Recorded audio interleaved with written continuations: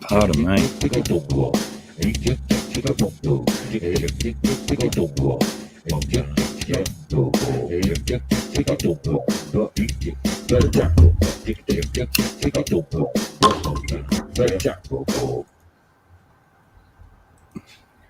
G'day everyone, and g'day Beast. Hello. How's it going? Happy Wednesday. Happy Or Tuesday. Delete where applicable. What's going on?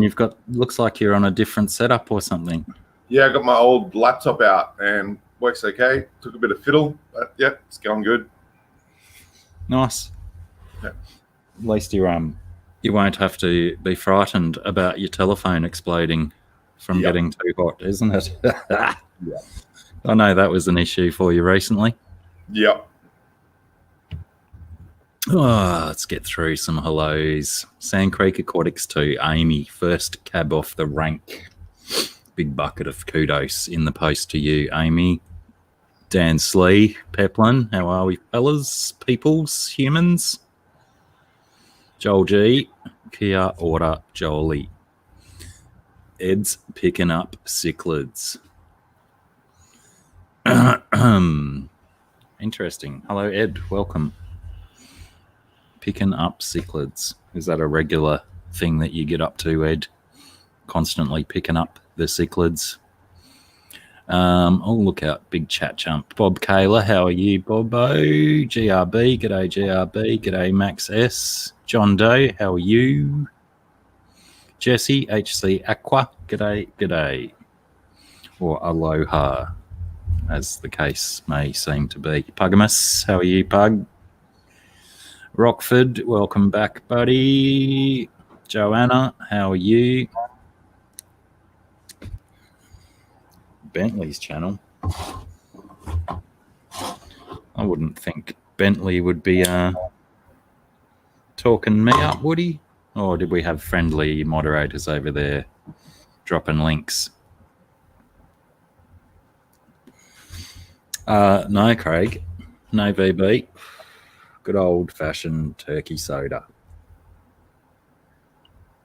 Actually, that I think that breakfast VB I had on Aquamate's stream a few weeks ago, I think that was the last VB I've drunk. Last might have even been the last beer I've had for a while.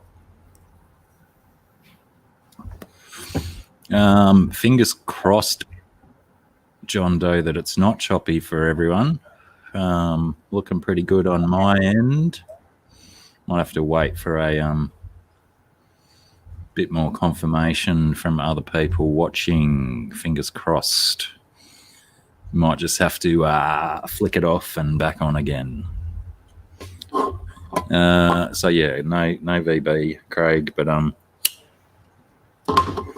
swear every time you mention it, I get that little bit closer to buying another VB 3-pack of Tallies. Although I saw a 6-pack of VB cans the other day with the plastic ring thing across the top.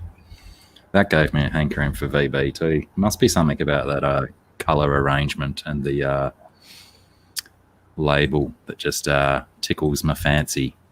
Yeah. Whoops. Tampa Tom, g'day Tampa Tom. Rob Jovic or Jovich.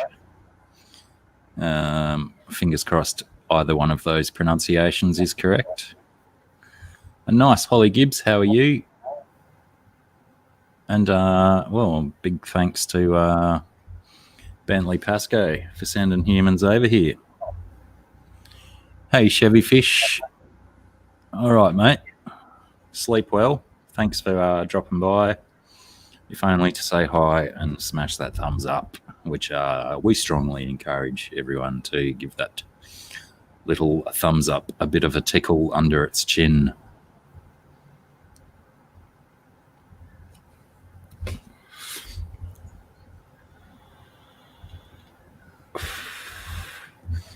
Craig Boderick is choppy as well. Interesting. Seems to be more satisfied with the more people happy with the vision and the audio than not. So fingers crossed that sorts it out for you people struggling. A Finex Stingray. Do I think a Finex Stingray is good enough for a 30 gal cube tank? I suppose you'd have to consider all of the variables. Nice. I'll have to send Bentley a bucket of kudos in the post as well for helping us out there. But in response to the question, I'm not actually familiar with a Finex Stingray, so potentially anyone. Oh, g'day Chewy. How are you, mate? Anyone else with experience with a Finex Stingray? What is it a light? Is it a filter? Is it a brand of Stingray? Yeah, I'm not familiar. Finex.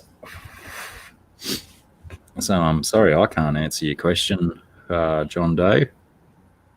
Fingers crossed we have some other knowledgeable humans in here. A plant light, right, eh?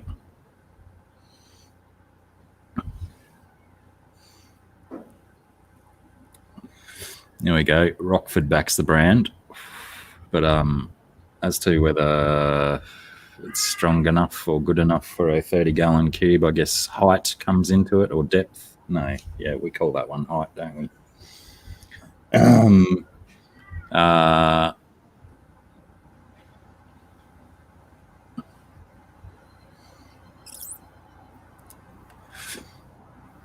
Fluval 3.0 for the win, says Rob. Potentially the Fluvals are not necessarily in everyone's budget. I know those things when they first came out, they were certainly a hefty price tag. I'm not sure where they sit nowadays. I use just LED battens straight from the hardware store. Hook them up to a power plug, wire in as many as I want. Most of my tanks have 2 LED battens wired together into one plug. That works quite well for me. They seem to do the job. But in saying that,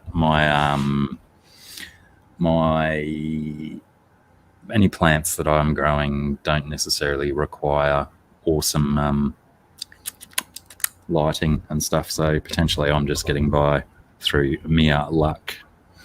Alien World Aquatics, g'day Scotty. David Ellsworth as well, welcome. Recon, it has been a while. Recon, how you been, mate? I hope you're well. Chris John, I think I missed you as well.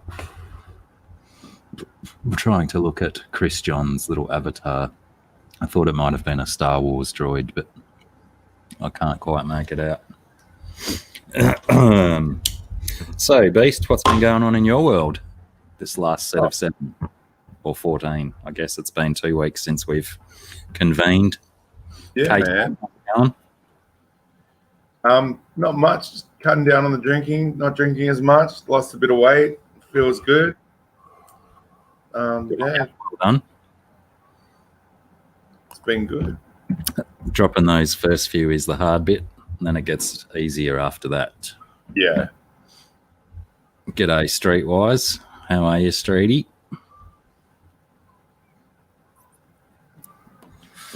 It's been a little while since I've seen you about K-Town as well, but welcome back. Hope you're well. Or is that those double ones? It is a double. Yeah. Mm. Yeah, they go all right. Yeah. Good thing to wake up and smash a few. Yeah, why not? Rockford says, what's my CT number? I don't even know what a CT is. What's a CT?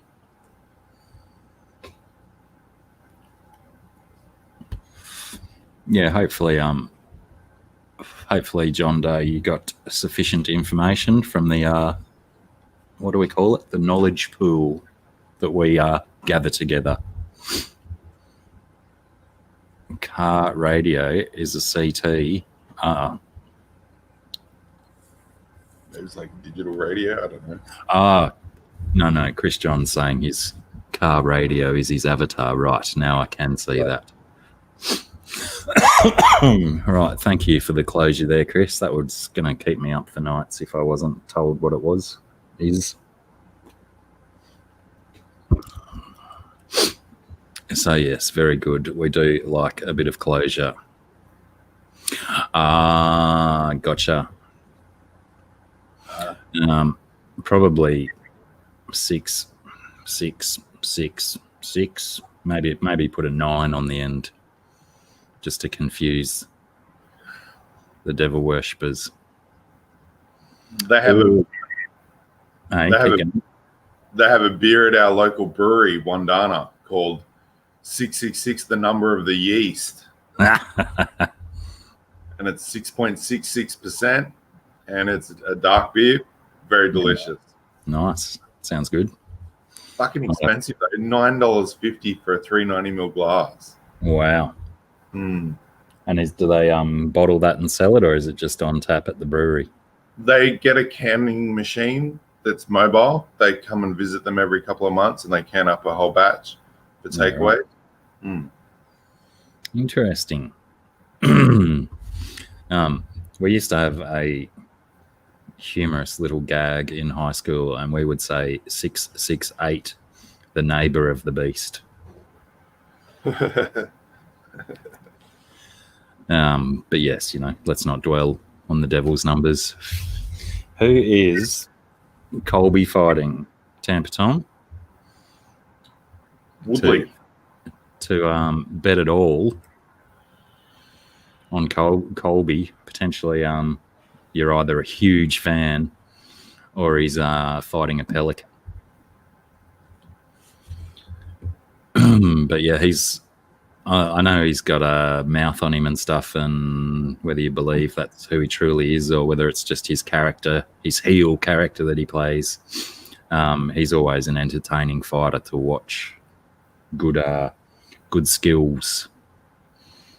And yeah, obviously all of his fights are, heightened by the pre-fight hype and all of that stuff. So, did you happen to see the thing about the humpback whales in the East Alligator River in Kakadu? Yep. Pretty bad. Is that going? Mm-hmm. Oh, yeah, sorry, Tampa Tom. That's a mildly derogatory term for someone who's reasonably useless. We call a pelican. It's not that widely known. It's not exactly a very, very huge Australianism, but I am a recent adopter of the pelican. But yeah, those whales, I think they said there's one left still in the East Alligator River. The other 2 got out. There was 3 in total, is what I'm insinuating. G'day, Cichlids23. How are you, Clarence? Welcome aboard. I've only just put Instagram on my new telephone, so I only just saw your message about 5 minutes before we kicked off there, C23. Good, Tampa Tom. And if pelican doesn't work, call them a donut. That's the other good one.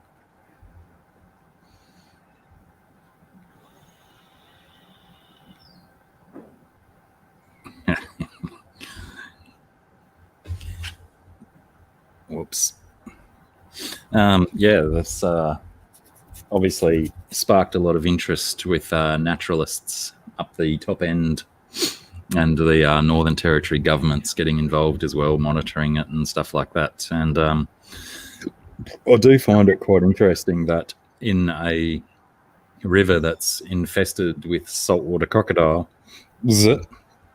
and many of them, and many large ones, that they just don't seem to be that interested in all of that fresh whale meat. I think because their mouth will go like that, and the whale is like, they're not going to get purchase on it. You know what I mean?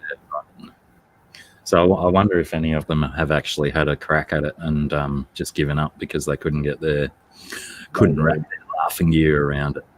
G'day, Yeah. Pam. How are you, Punchy? Yeah, so that was a very interesting story that came up. And then there was also Nathan Fishboy sent me a little snippet of a video of a crocodile swimming very rapidly beside a fishing boat. Did you see that? Yeah. It was doing a sort of dolphining in the water. It was fast. Very rapid. Yeah, it puts a bit of a wake-up call out to how rapid those things can move in the water. Oh, yeah. So, yeah, it's that time of year when all of the interesting animal activities start. All the snakes are coming out. Yep. Seen any snakes? I met up with George, and he was telling me that the warm spell that we got, a lot of the snakes got active and ate some food. But he said that the snakes need a certain temperature to metabolize their food, otherwise it just rots in their gut. So we can get a few snake deaths, which stink. So be on the lookout for ponging snakes that have died. Yeah, right. Yeah, well, it certainly it got very hot for a couple of days, and then it went really mild. Mm-hmm. You know, the last couple of days have been quite chilly compared to 3 or 4 days ago. Yep. Yep. But yeah, I actually ran into George down at Byron Bay yesterday. Yeah. I think. Yeah, I was I don't know if is he still putting stuff on his YouTube channel? Not the YouTube, but on Facebook he posts quite regularly. Yeah, I think because I did I set his YouTube channel up for him and helped him post his first video on there, but I don't think he got a handle on it. So yeah, I think he just sticks with his Facebook stuff. Yeah, a bit easier. But he's such an interesting cat, isn't he? For those playing at home, George the Snake Man, he's one of our local snake relocators. When people get a snake in close proximity to their house or that they consider dangerous, George will come and remove the snake for people and relocate it to somewhere safer. Which is, it's funny too. What was it, when I was doing my forklift license course, there was a guy who was also getting his license, and he lives or he's got the property out the other side of Byron, between Byron and Lennox, and he was having problems with snakes, lots of brown snakes and black snakes on his property. And then he found out somehow, I think he might have sprung George there one day, and George was using it as his release grounds for his brown snakes. He was releasing, a large percentage of all of his brown snake relocates out onto this fella's property without permission, and there ensued quite the arguments and discussions between old matey and George. I don't think George relocates his snakes there anymore, shall we say? Nah, I told him he can drop off pythons. But yeah, I don't want no browns dropped off here. Yeah. They got to go somewhere, isn't it? Yeah. G'day, Blake. How are you, mate?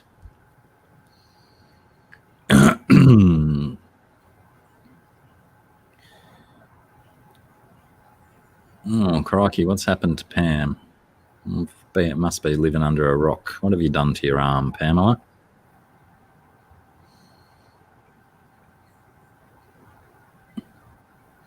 Never good to hear about people's ills and woes. I hope it's crikey, I hope it's not your painting arm. Maybe if it is, you've got a bit of RSI or frozen shoulder. Ooh.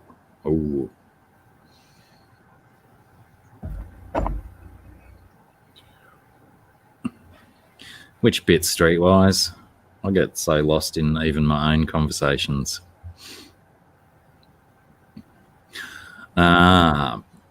What did you do? That sensible thing that humans do when they fall and put their hands out in front of them and break their wrists. Yeesh.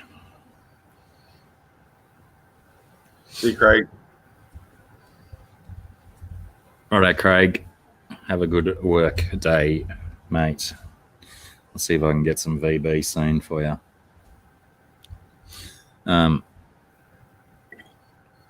Yeah, well, Pam, you might want to get that checked out ASAP, because you can't have that moneymaker out of action for too long. Upper arm. Yeah, well, I suppose quite often if you do fall on your hands, you can put that much force through your elbow that you can get a, what do you call them? Something fracture where maybe green stick fracture, something like that, just from the force of the fall. But yeah, fingers crossed, Pam. Hope that sorts itself out and you're back to drawing in no time. I think my worst, I've broken a collarbone when I was a young kid, but my worst arm injury was a frozen shoulder. Don't know if anyone's ever experienced that, but they're nightmares. Like, couldn't lift my arm higher than horizontal without incredible pain. Couldn't put it back behind me without incredible pain.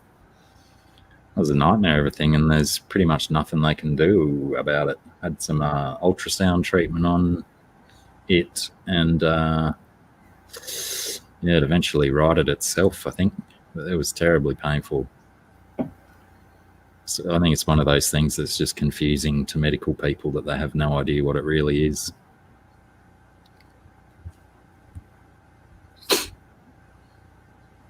Anyway, what else is going on? 808, how's it going?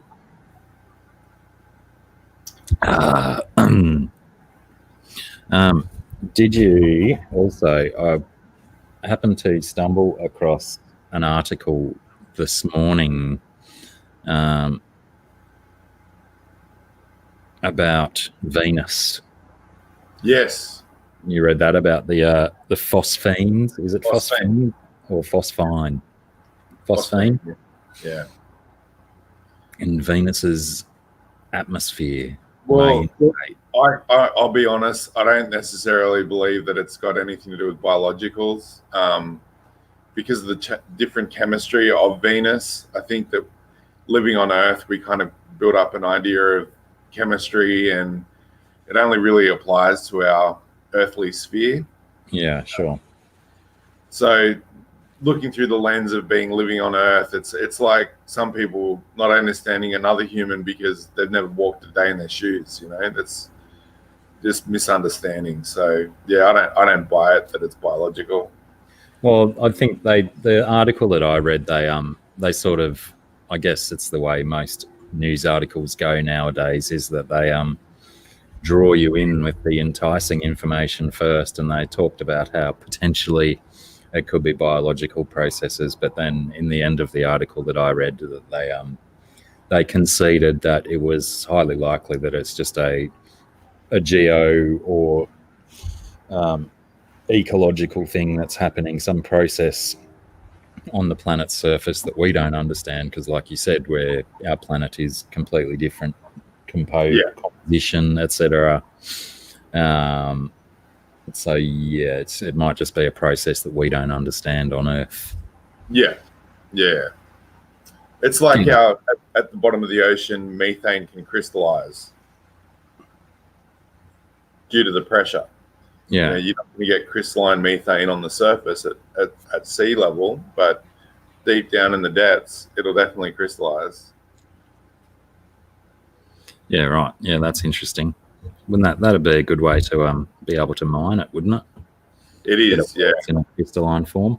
But once you bring it up to the surface, it just rapidly sublimates and turns to gas. So it's highly unstable at the surface level. Yeah, right. Maybe there's a process that it can go through as it's coming up from the depths. Yeah. G'day, mate. How are you, Joshua? Other Joshua? Hello. Aquaballs. How are you, Jorge? Jorge. Oh, no, he's George. Okay, I always forget because I always mistake Aquaballs for a Hispanic, and then I remember that he's Lithuanian or something, or Lebanese. Sorry, Aquaballs, for casting aspersions at your race, creed, nationality. We're all humans. Apparently so, Aquamate. But I think they always say men are from Mars because Mars has 2 moons. It's an old theory, but I'm going with it. I'm going to run with it. The dangle. Yeah. Well, if you've got 2 moons, you must be from Mars. Actually, that doesn't add up, does it? Because realistically, we might have 3 moons, depending on your interpretation of that analogy. Armenian, born in Lebanon. Right, yes. The angle of the dangle. That should be on a shirt, CT3. Make it so.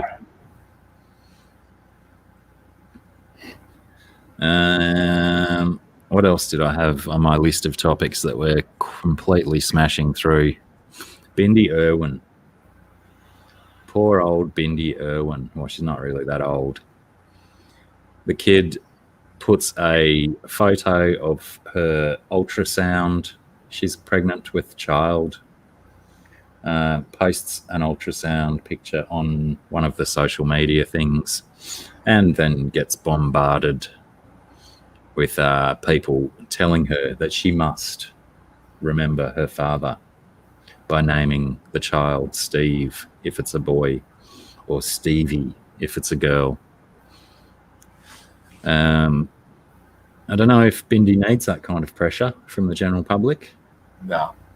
And time will tell how she reacts. I hope for the sake of all of those idiots out there in social media land that she gives the child 7 middle names, and potentially the 5th or 6th one is Stavros or some, weird foreign version of Steve. Just to poke him in the nose for poking their nose in where it didn't belong. Bloody humans, though, hey? We've all got an opinion. Bindi Sue. And yeah, exactly, CT3. It's bloody her baby. Leave her alone, people. So yeah, if everyone could just take that little audio grab of me saying that and share it around all of the social medias and hashtag it with Leave Bindi Sue Alone. And if you like, do it in an Instagram video under your sheets, crying and screaming at the camera. Let's bring back that trope of that kid crying about Britney all those many, many moons ago.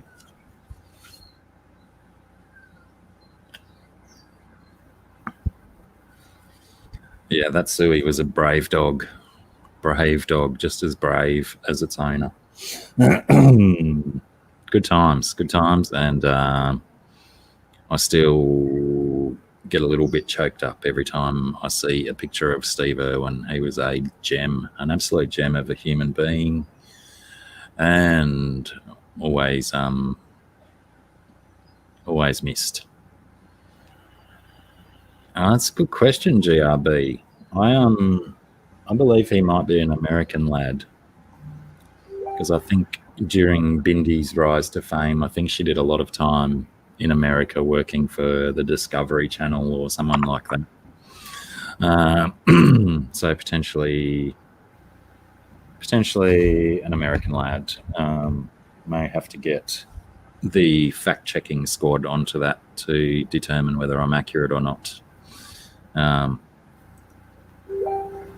If I had to guess, I would say American.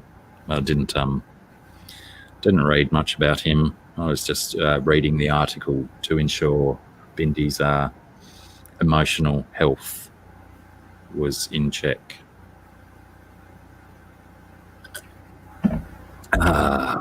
Who else? Any other questions? I was hoping Scungy would show up today because she's been hatching chickens.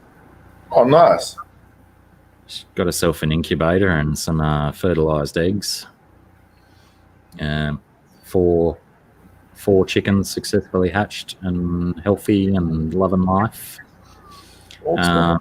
And to potentially tempt fate and maybe throw a spanner in the works or a wrench in the works, however you say the word spanner. Oh, there we go, C23 coming through with the goods. He's an American wakeboarder.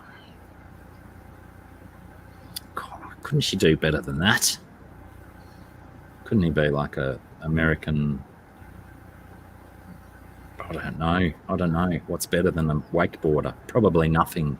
They're probably the most sought after humans on the planet. A shark surfer. A shark surfer. There we go. That's a career. Yeah. Kids will be lining up at shark surfing school, I bet. Well, what was I saying? Oh, that's right. To throw a spanner in the works. She has also just got a 6-week-old dog. Puppy dog. Oh. But yes, she's a very, by she, I mean, Scungy is a capable dog trainer. She's been doing good stuff with the dog already. It's already getting good training, and potentially the good training will flow over into the don't eat the chickens territory. Oh,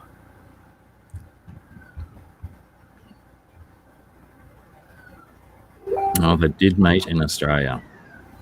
Yeah, GRB. Puppies do like chickens. And sensibly, one of the first training things that Sarah's told me she's been doing with the dog is leave it. You know, I'm primarily starting with dog food and treats and stuff like that, making sure it leaves it alone until it's allowed to touch it. Yeah. So once it's got that basic behavior down, it should transfer over to leaving chickens alone quite successfully. We hope.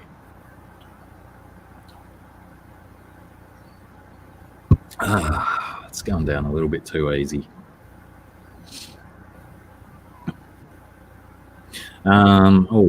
Feste. GRB asking me about my Feste. I'm pretty sure the adults are still in there. They're very due for a good clean out. I'm like thinking they might have babies at the moment, but due to the position of the Feste tank, it's exposed to a lot of sunlight, so the whole front wall of the tank is green at the moment with algae. And while they were g'day Zen Ginger, while they were doing their breeding dancing and stuff like that, I didn't want to get in there and do a big clean out on the tank. But yeah, probably tomorrow I'm going to give them a big clean out and see if there's babies in there, because I can't see through any of the walls on that tank at the moment. Not even if I squint. And I'm almost ready to fillet the Oscar and eat him. He's a bit of a wildcat who's been giving the big Gibbiceps a bit of a hard time, but Gibby fights back, which is good. Or Gibbo, sorry. His name is Gibbo. But yeah, his fins are looking very ratty because the Oscar likes to chew on them, it would seem. But yeah, the sooner I can get the Feste into the tank behind me, the better. Sounds like a broken record. I'm sure I say that every single stream and video and telephone conversation and Twitter DM. But it will happen. It will happen, I'm quite sure. What else? Seen anything else in the news that takes your fancy, Beast? Bit of sharks turning up around Ballina. Apparently, there's a whale beach that's a carcass, and the oil's dripping into the water, and it's pulling in all the big sharks close to the shore. That's the first I've heard of this. Yeah, it was on the news last night. Right. They got some aerial drone footage of the big sharks in the ocean. Yeah, they're massive. They're coming in looking for a snack. Did they say what sort of whale? Humpback, I'm guessing. Got no idea. I think they're our most common ones up and down our coastline. They said there's a carcass on the beach and it's dripping oil into the water, and the sharks can smell it from ages away, so they're all hanging out for a feed. But it's on the beach, so they can't necessarily get to it. No, they can't. The other thing was the killer whales. I didn't read the article, but they said that the killer whales have started a new behavior where they're knocking over boats and going after people. Oh, I like it. Yeah, because their normal food source is dwindling due to overfishing. So they're coming for people now. coming for the people that are responsible for it. Yeah, it's only natural order. Yeah. We eat their food, they're going to eat us. Yeah, Max S. We did do a little bit of talking about those guys earlier in the piece. Must have been while you were out of the room. But yes, very interesting having the one whale left in the East Alligator River. But yeah, I'm very interested in seeing how that orca story pans out. Yeah. Because they have been known to not necessarily go after people in the wild. I believe I've actually even heard a story. You know, they say about dolphins can drag people back in to land if they find them out. You know, they want to help the people out. And I've heard some story about someone having that experience with an orca. Right. Where, the orca took them back into safe water from out in the ocean somewhere. But yeah, it might not be related to these ones going after the humans in boats. Yeah, they apparently knocked over a boat and had to go at the people. So Chewie reckons only certain pods of orcas will attack people, humans. But yeah, the behavior is apparently spreading. Yeah, right. Well, I mean, it's like those, you've got your orcas that only go after a particular type of salmon, and that's all they eat. So they hang around in a particular area all year round. But then you've got other ones that go after whatever they can fit in their mouth, basically. Yeah, go after seals and stuff on the beach. So I guess essentially what I'm saying there is that necessity will potentially change behavior if it needs to. If they can't get their regular seals, then, humans are probably similarly tasty as seal. I'm assuming. So yeah, that will be interesting to see that progress over time. Russian orcas will attack man. Interesting.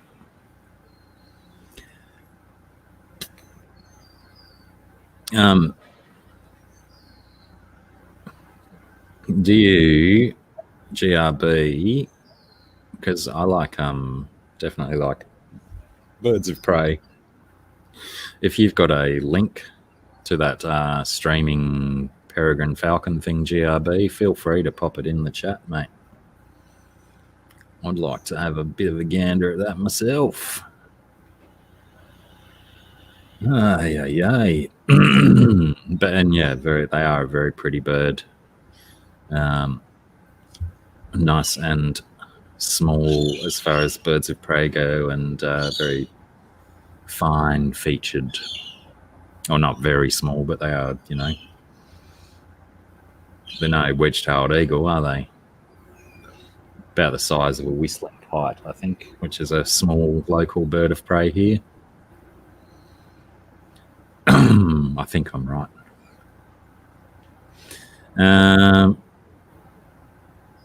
Yeah, I really don't have a lot of stuff to go on with. I went and saw Empire Strikes Back in the cinema the other day. They've been replaying the original Star Wars movies, but I missed A New Hope.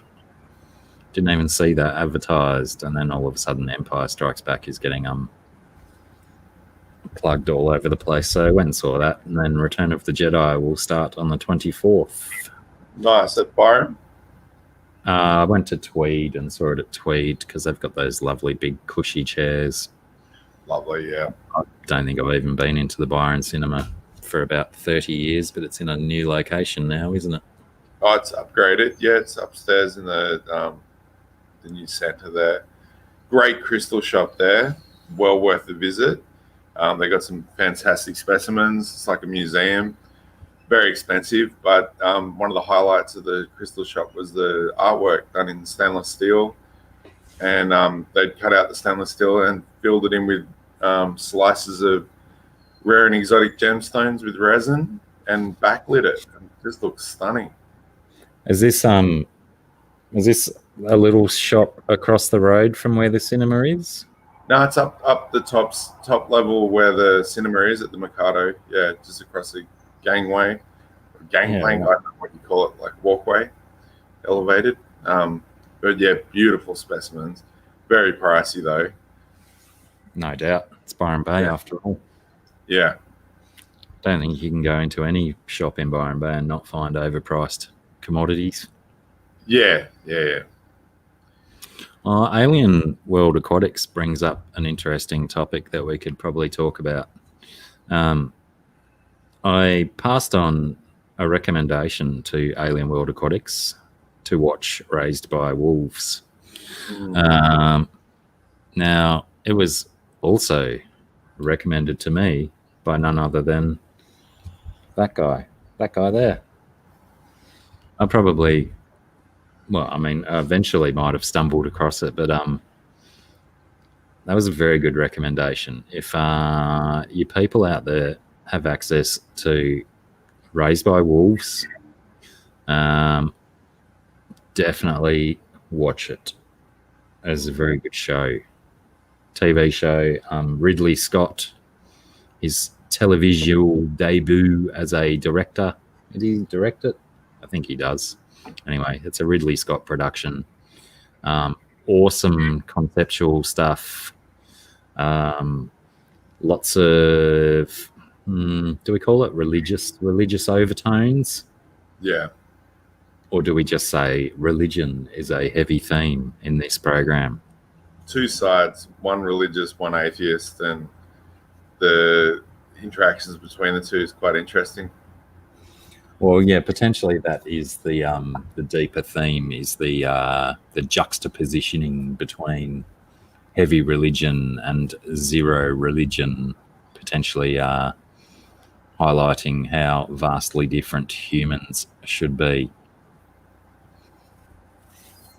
Religion versus science, yeah, that's probably a deeper theme, and it certainly goes into a lot of that stuff. Basically, the premise of the story is the human race is doomed. I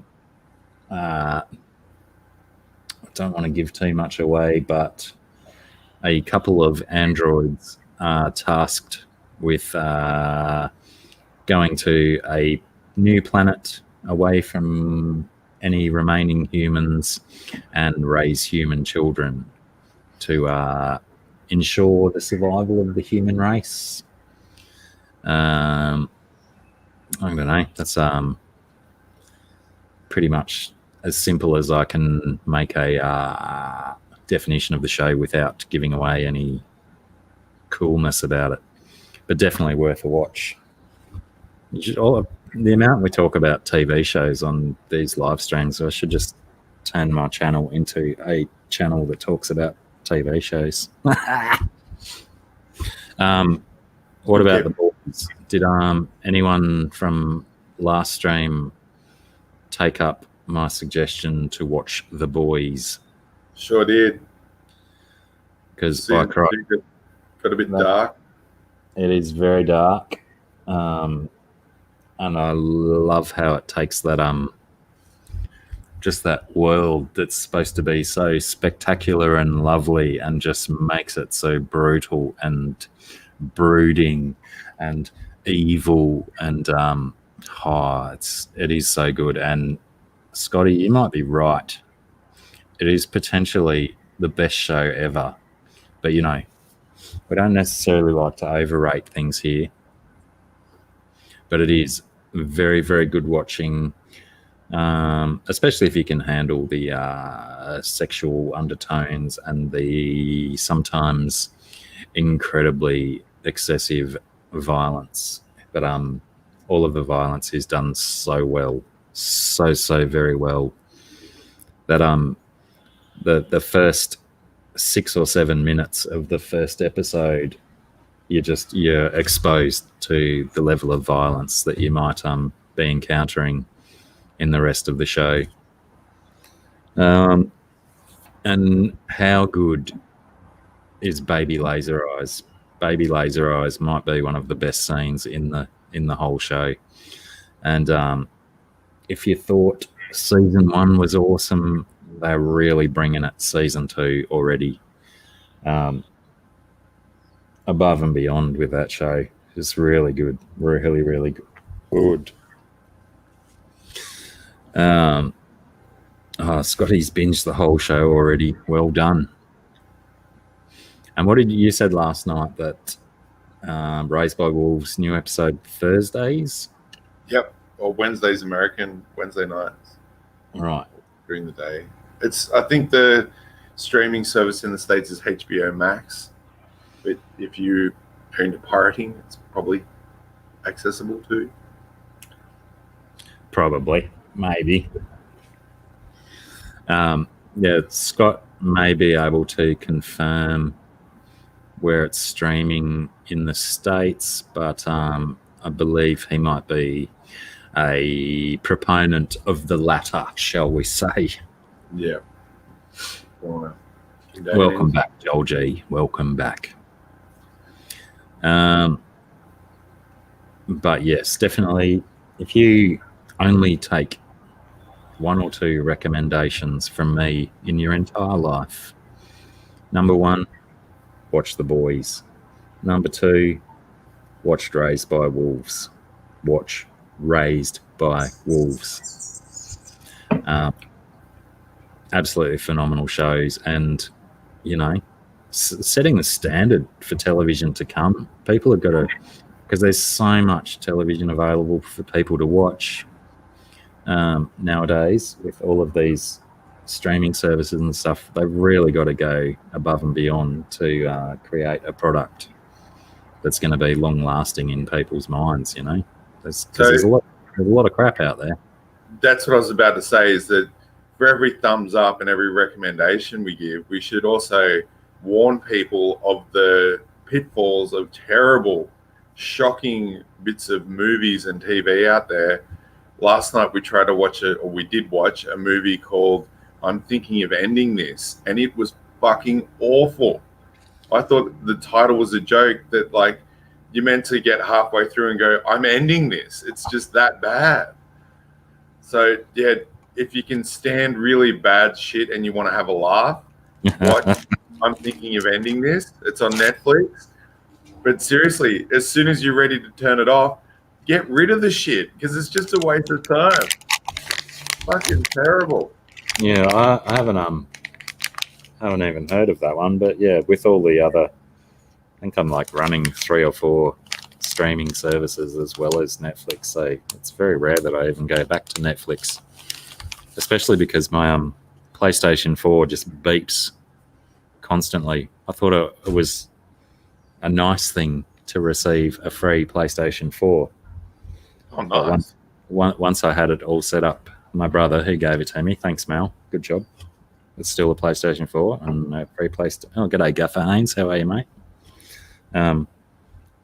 After I had it set up, and then he decided to warn me that you can't read discs in it, so no point buying games for it, and it beeps at you occasionally, I think were the words he used, with regard to the machine trying to read a disc or something that's not even in there. But his version of occasionally clearly has a vastly different meaning to my own, because it beeps incessantly. Even when you power it down, it beeps. Okay. So once I've I watched something on Netflix the other day on that machine, and pretty much as soon as I shut the PS4 down, I have to turn it off at the wall as well. Otherwise, it just beeps and beeps and beeps and beeps through the night. Hello, Atkins Nature Aquariums. Welcome back. How have you been?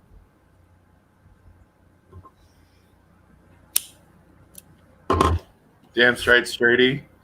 Man, backwards compatibility is king. That's why I've got a PlayStation 2 still set up, and I run my PlayStation 1 games. And if you check out eBay, have a look at the price of PlayStation 1 games. It is ridiculous. Expensive. Oh, yeah. I've got a game called Team Buddies, and that generally goes for between 200 and 500, depending on the condition of the box and the manuals. But, yeah, it is such a great game. But to get an extra copy of it, just in case my one goes bung, it's not happening. I'm not paying those prices. So, yeah, keep a good care of your PlayStation 1 games. Well, I had when I lived in Sydney, mid to late 90s, I had a PS1, and I had it. What did they call it? Chipped, I think. Yeah, modded. Yeah. Modded. That was it. Yeah, modded. So you could play copied or pirated games on it. And where I worked in Chatswood in Sydney, there was a game shop, and they had a shoebox on the shop counter, and it was all, granted, probably all pirated games, but there was most of the stuff in that shoebox was titles that weren't released in Australia. Nice. So they had all these titles that no one had ever heard of here, but of course they were cheap and they worked on my machine, and that was the early days of gaming, when gaming was, it was chunky and clunky and stuff, but it was still great. But I don't know if they do that now, do they, with the machines? They crack down on being able to pirate stuff too heavily. All this intellectual property and all that kind of stuff. G'day, Paddy. How are you? Splinter Cell. Yeah, that was a good one, wasn't it? G'day, Paddy. Here for the accent. Splinter Cell, Lego Star Wars. Yeah, that's some fun. And Colin McRae Rally. Yep, that's good too. I was back on the Disney last night, trying to just clear up any loose ends I might have, and watching back through a lot of the Lego Star Wars stuff on Disney, because a lot of that's very, very funny, and some of it even fills in some storyline and stuff. But for the most part, it's just the comedic element from the Star Wars universe. Always funny stuff. I do like it when Paddy shows up, because I do love a shirtless Shatner from the 60s. I think he's either got his shirt off, or he's got a very very tight, skin tight, revealing shirt on. Yeah, Streety, the new Lego Star Wars looks amazing. It's such quality. It's like ridiculously crisp. Looks awesome. Yeah, they're always great games, and now the technology can basically make the gaming look as good as the TV shows they make, isn't it? Yeah.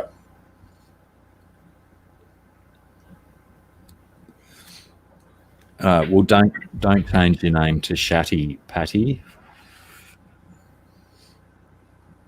Just you do you. Don't try and fit the Shatner mold, because that William Shatner from circa 1969. Whoa. Now that's the epitome of what a man should look like, surely. Whoa. What a specimen he was back then.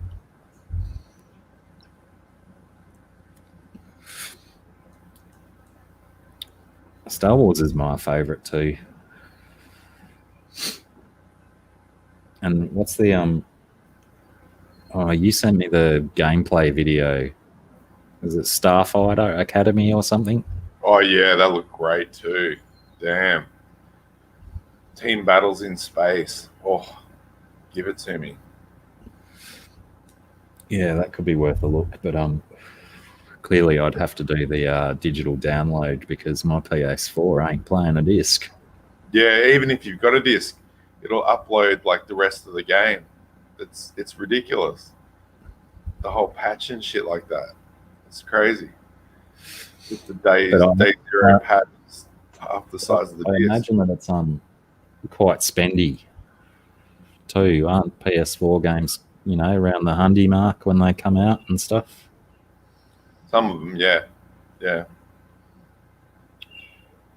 I haven't got a PS4. I'm going to skip a generation. Although VR Wipeout looks fucking amazing. I'd really love to give that a crack. Flying the anti-gravity craft and being able to and get that was sense potentially of one of my favorite PlayStation games ever. Well, a couple of them was the first 2 or 3 of those. That was the best racing experience to be had. It was it was groundbreaking when it first came out. The graphics were awesome and the physics were fantastic. Yeah, just yeah, I'd really like to potentially. Is there like a version of that on PS4? There is, yes. That's not a VR one? There is normal Wipeout, and the VR component is a free download, so it's part of the full game. I think it's called the Amiga Collection. So you've got a bunch of the best tracks from the last couple of releases, rather than it being a full brand new game. Yeah, and the soundtrack is killer. Yeah, well, the soundtracks are always good. Yeah. And not, I'm not exactly a huge EDM fan, but some of the EDM tracks across those games were bangers. Yeah. On a phrase. Yeah. I'm going to grab a beer. I'll be back in a sec. Righto. I was going to do the same, but I'll wait my turn. All right, no worries. Well, my biggest beef with new games is that, they're regularly for sale for $100 or $110. That's a lot of money to fork out for a game. But I was always willing to forego the mania that some games establish when they first come out, and just wait until the games are cheaper and still have, a similar gaming experience. You just can't, hang out with your mates and go, oh, I did this bit last night, and everyone's at the same sort of stage. Just always saved my pennies and did it late. Squish. Fixation Squish. Citrus India Pale Ale. That's interesting. Good. Yeah. What do you do with yours, Gaffer? You game on them, or you use them for streaming? Oh, did Avicii die? Yeah, a few years ago, or a year ago. Interesting. Yeah, he's certainly a prolific producer for a while, wasn't he?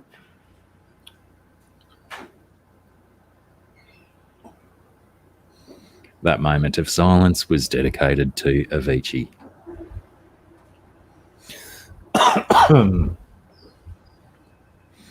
Righto.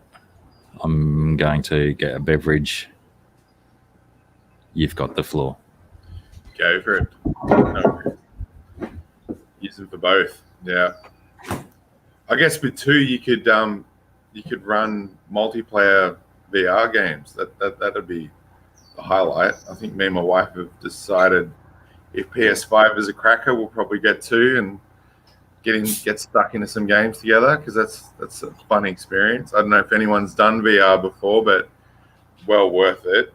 It's a bit of an expensive ticket to entry, but so much fun. The immersion is just unbelievable. The only VR stuff that I've done, because my boys down the road, they've got a VR rig for their little gaming room. And yeah, there's one where you can walk around and spray paint the walls. That was minutes of enjoyment, but then there's this roller coaster one, and the roller coaster rides were fantastic.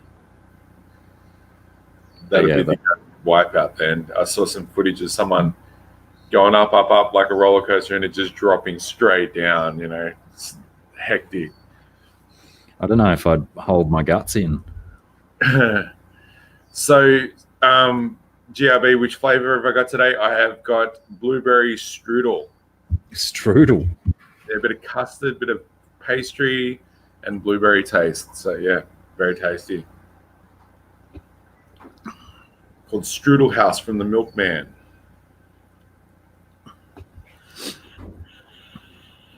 Oh yeah, Fallout's another one that I've been a bit left behind on. I think Fallout 3 was the last one I played when I had a gaming PC still running. But yeah, Fallout was always a good franchise. Paddy, you causing shit, Paddy. I didn't say nothing about Blacky. He can hear me anyway when he walks away to the fridge. Yeah, I only had to walk 2 meters maximum. Yeah. So, yeah, good try, Paddy, but I didn't fall for it. But I appreciate the effort. We don't mind a bit of shit stirring around here. If shit stirring's the thing that you guys understand over there. What do they call it over there? Trash talking. No, trash talking's an actual act. Shit stirring's more below the surface of the water, isn't it? There must be a term for it. Stirring the pot. Stirring the pot. The potty. Does Americans call kids' toilets potties? Or is that an Australian thing? I'd like to know. Well, they definitely say go potty. Do you need to go potty? True. So I assume it's the same. Some things are worldwide.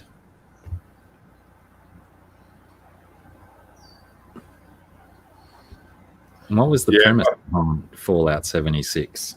Online persistent world, and people can have nukes and just nuke an area. So that, yeah, I think that was a bit of a stink. Yeah, right. Because once you nuked an area, the area became a little bit more hostile, and there was nasty creatures. So not only would you get fucked over, there'd be all these nasty critters turn up.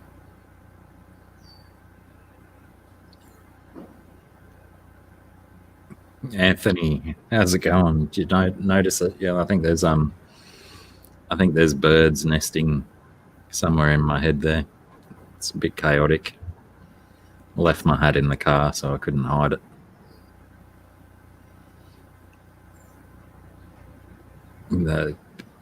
There is potential that I may get a haircut sometime in the next week, but I make no promises. It's the longest my hair's been for a long, long time. I mean, it's no beast's ponytail, but it's still long by my standards. Yeah, now you look like me.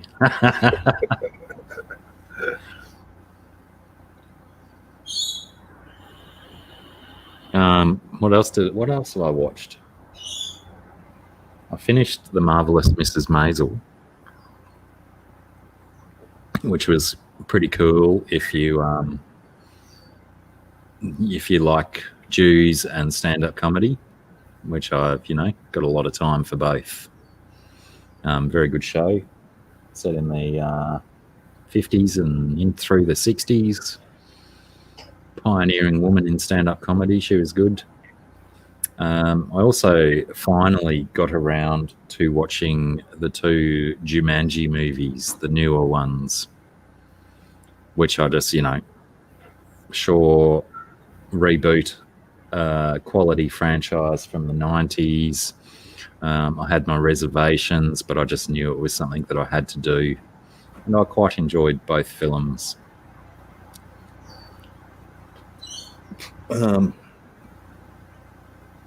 I really should take notes because I know there's something else that I've watched that I've quite enjoyed. But it is slipping my mind. It'll come to me. It'll come to me soon. The 2 new Jumanji movies, well, the ones with The Rock and Kevin Hart and Jack Black in them. Yeah. I mean, they're probably not very new. I think the first one might have come out in 2014, but I just haven't gotten myself around to watching them. But yeah, worth a watch. Good for the kids too. It's nothing too adult in it. Yeah, but without spoiling them, instead of a board game, it's more of a video game. So a lot more to play with in regards to concept and delivery. However, I don't think that either of the new ones, sure, they had all the special effects and stuff to play with, but I don't think they matched up to the original one. I think the original one is still the best of the 3. But why not take an existing franchise and chuck some massive Hollywood names at it and giggle all the way to the bank, because both of those movies made a lot of money. Yeah.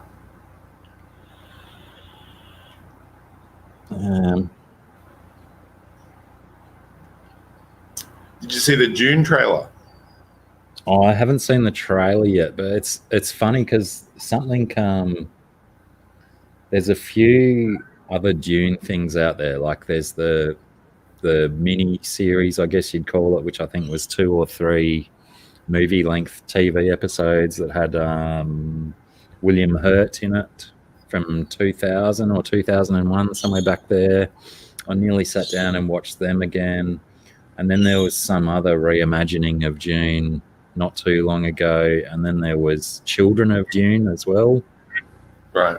So I was tempted to do this whole Dune thing, and then it was only like about a week ago, and I heard a bit of chatter about this new Dune that's coming out, and people saying that it's quite true to Frank Herbert's original vision and stuff like that. So yeah, definitely be worth a watch. It's always been a good story. Always loved the movie from way back when. Just with that big floaty, meaty pink dude, was Choice was my favourite bit. Oh, the gaseous man. Yeah. The hover dude, yeah. They've got Dave Bautista in there, and he looks great in makeup. He was Drax the Destroyer in Guardians of the Galaxy and a few other things. He's such a great physical actor. So good to see him go from a so wrestling career into full-blown Hollywood status. What's his name? Bautista. Dave Bautista. Batista. Yeah. He's a unit.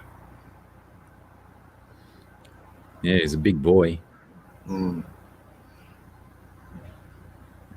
And what else is coming out? Yeah, new episode of Raised by Wolves tonight in America. So, everyone quickly get out there and watch the first 5 episodes. Catch yourselves up, get into Raised by Wolves. Fantastic story. You know what I'm really enjoying with Raised by Wolves and The Boys as well, and it's becoming a thing again that these shows are releasing 1 episode a week, like it used to be. When we grew up, you had to wait till 8:30 on a Thursday night for Knight Rider or something like that, and you'd get your 1 episode. Then you had your week to digest it and discuss it with your friends. And I think a lot of that has disappeared with these whole seasons appearing at once on your Netflixes and other streaming services. And I don't necessarily think that we absorb everything that's going on in these shows by being bombarded with the whole thing at once. People are watching the whole lot just to be able to, put on their Twitter, yeah, I finished watching this, but they're not actually necessarily digesting the show and, taking it all in, as it were. So Yeah. I'm really appreciating this 1 episode a week thing, even though, like The Boys did it. They came out with, I think, 2 or 3 episodes when the season came out, but then episode, and Raised by Wolves did it too. I think they had 2 out in the first week, and then 1. They did 3, then 2, and then hopefully tomorrow night it'll be 2 again. But I'm betting that it'll be down to 1. They wanted to give some bingeability of the first 3 episodes, which was nice and absorbative because it was like a feature-length movie watching those first 3 episodes. But it was really satisfying because you knew there'd be a little bit more conclusion coming soon rather than waiting a whole year for the rest of the story to come through. Yeah, I think with Raised by Wolves, if they put up only the first episode, potentially people might not have come back the following week. Yep.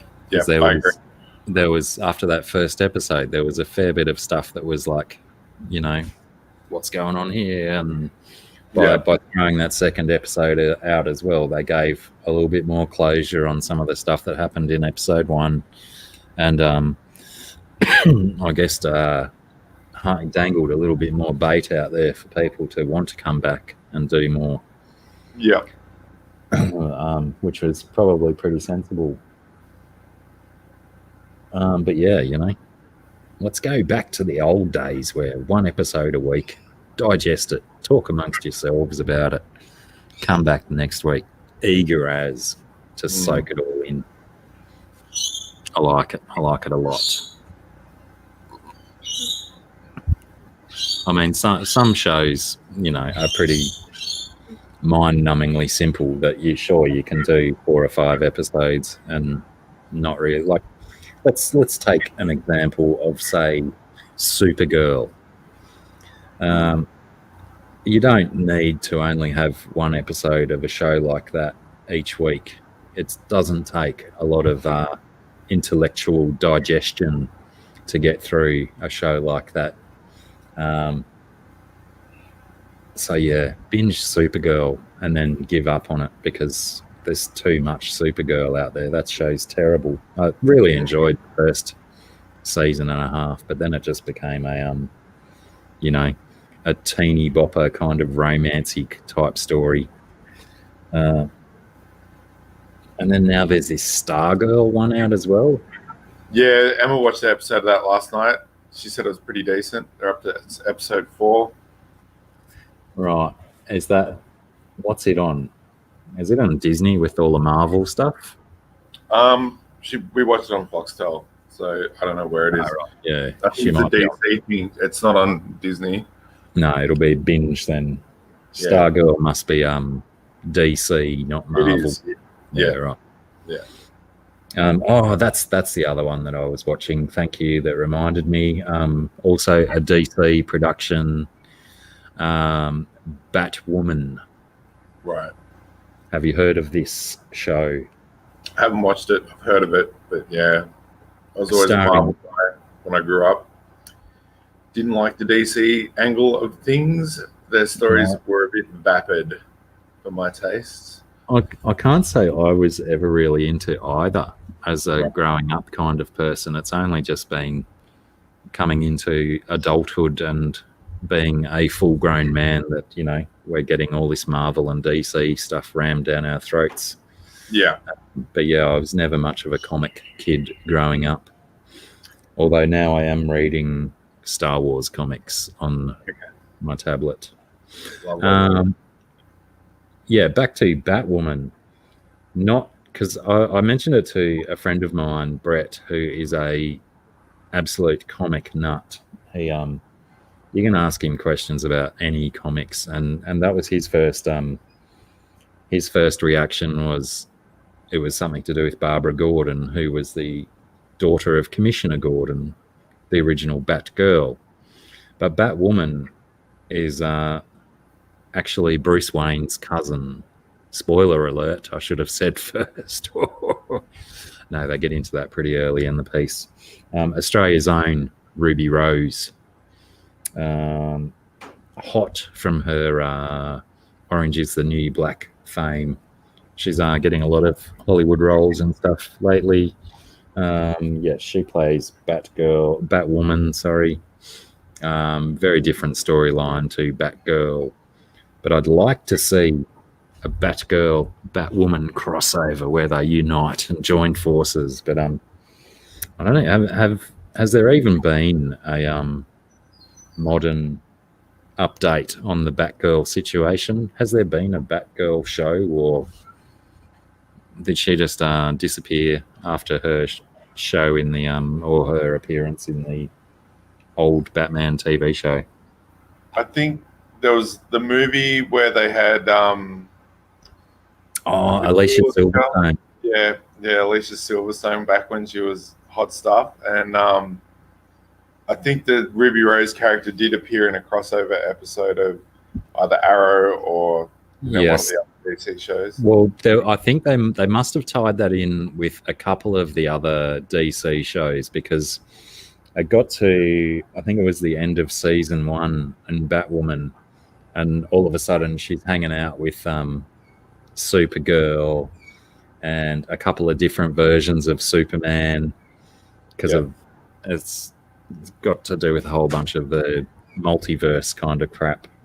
Parallels, And yeah, I didn't actually get that too much, apart from the fact that when I was watching Supergirl, there was this section in that where they introduced a couple of those characters and then said this will continue on, but I can't remember whether it was on Arrow or The Flash, because Barry was there as well in this particular episode.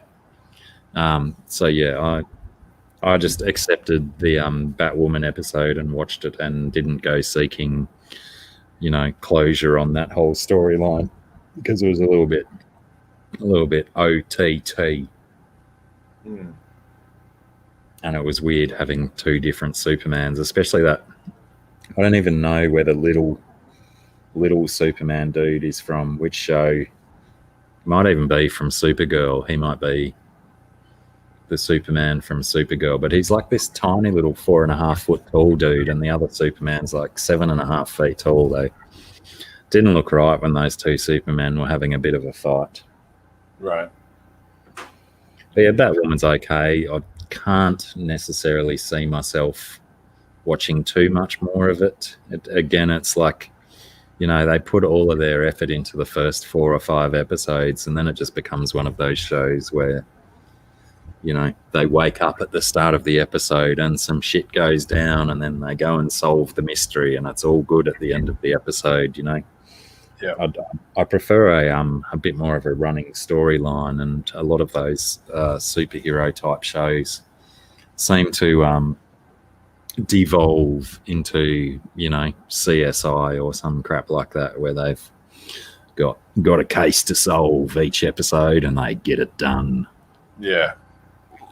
Not very satisfying, is it? No, but if M liked Stargirl I might have to have a look at that. Because to me, it was like Captain Marvel's come out as a girl, and Supergirl's out there, and it's like, holy crap, they've all got virtually the same outfit on, and now Stargirl comes along, and she's even the same color scheme. Not a lot of diversity in the white girl superhero. Mm-hmm. Yeah, even, I mean, look at Wonder Woman as well. Blue and red. Couldn't stand that shit. Didn't like And it. And Batgirl, you know, they couldn't do Batgirl just in the normal outfit. They had, Batwoman. Yeah. Get my appropriation correct. Red hair to fulfill that DC requirement that all girls must have a little bit of red in their outfit somewhere. Right. Oh yeah, and her bat logo on her chest is red as well. Yeah. Not quite as red as the hair, but red nonetheless. Yep. So yeah, you know, Batwoman is okay. Another DC one. Why am I watching so much bloody DC and Marvel shit lately? I don't know. Keep pumping it out, man. That's why. Yeah, probably. I'm just getting bombarded with it. But I did quite enjoy Watchmen. That's not DC or Marvel. I thought it was DC, or is it Dark Horse? Yeah, it was the Dark Horse one. Yeah, right. Watchmen, Alan Moore, he did the story for that. That is an amazing series. Yeah, it is very good. I mean, I saw the movie way back when it first came out with Sean Connery and all those humans in it. I'd never even heard of the comic or anything when I saw the original movie, and I quite enjoyed the movie. Yeah. But then not long after, I heard the movie got a whole bunch of crap from, you know, true Watchmen fans because it wasn't true to the original story or anything like that. But I enjoyed it. And then the series, you got to watch it after the movie, but the series does have a backstory that is about the original comic, because in the original comic there's supposed to be this big trans-dimensional octopus monster, and it was psychic rather than just a big bomb that went off. And the series is true to the original story. So highly recommended watching. With respect to it supposedly being psychic, is that like, I don't know if they go into that in the TV series that it was psychic, or was it just that it affected everyone's mindset and psyche because of where it was? No, it mentally disturbed a lot of people. Yeah. It was like a psychic bomb, and someone was protected because of mirrors. That's all they explained it as. Yeah, but that was definitely a very cool show. Highly recommend Watchmen as well. If you like your, I mean, that one, it wasn't like phantasmagorical superhero stuff, like with ridiculous, crazy powers and stuff. They're pretty much the Watchmen characters are all like they've got this regular guy kind of appeal to them. Like, they're not necessarily super humans. They just got lots of skills, more so. Yeah, the power levels are quite low. Yeah, like by a normal human, which is believable. There's a few. That's right. Yeah, specimens, I find that a quality aspect to that show is that they're, you know, not absolutely ridiculously overpowered heroes, as it were. And you know, spoiler alert, always good to see Don Johnson hanging by a rope by his neck. I've got nothing against Don Johnson. John Donson. G'day, Derek, 44 Mag Guy. How are you? GRB has joined in with the coincidence that I do have an octopus on today's thumbnail. Now we're talking about the intergalactic octopus. But that whole storyline in Watchmen with crikey, what's his name? Jeremy Irons, his character. that was yeah, that was like a really cool storyline. That was twisted and bizarre, and when they finally got around to why his world was as it was, with it, like, I had no knowledge of, like I said, I've never read the comics or anything like that. But yeah, found that really, really cool.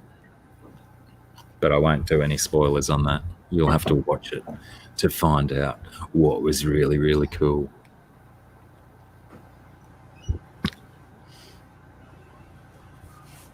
Oh, indeed, Gaffer Haynes, he wasn't necessarily touted like that, and I think that happened with a lot of comic book heroes. You know, Tony Stark is a perfect example. When Iron Man was first imagined, Tony Stark, his character was an arms dealer. You know, he'd invent and sell weapons to the highest bidders around the world, which was a pretty interesting concept back, you know, when Iron Man was created. I think was probably late 40s, early 50s, somewhere around there.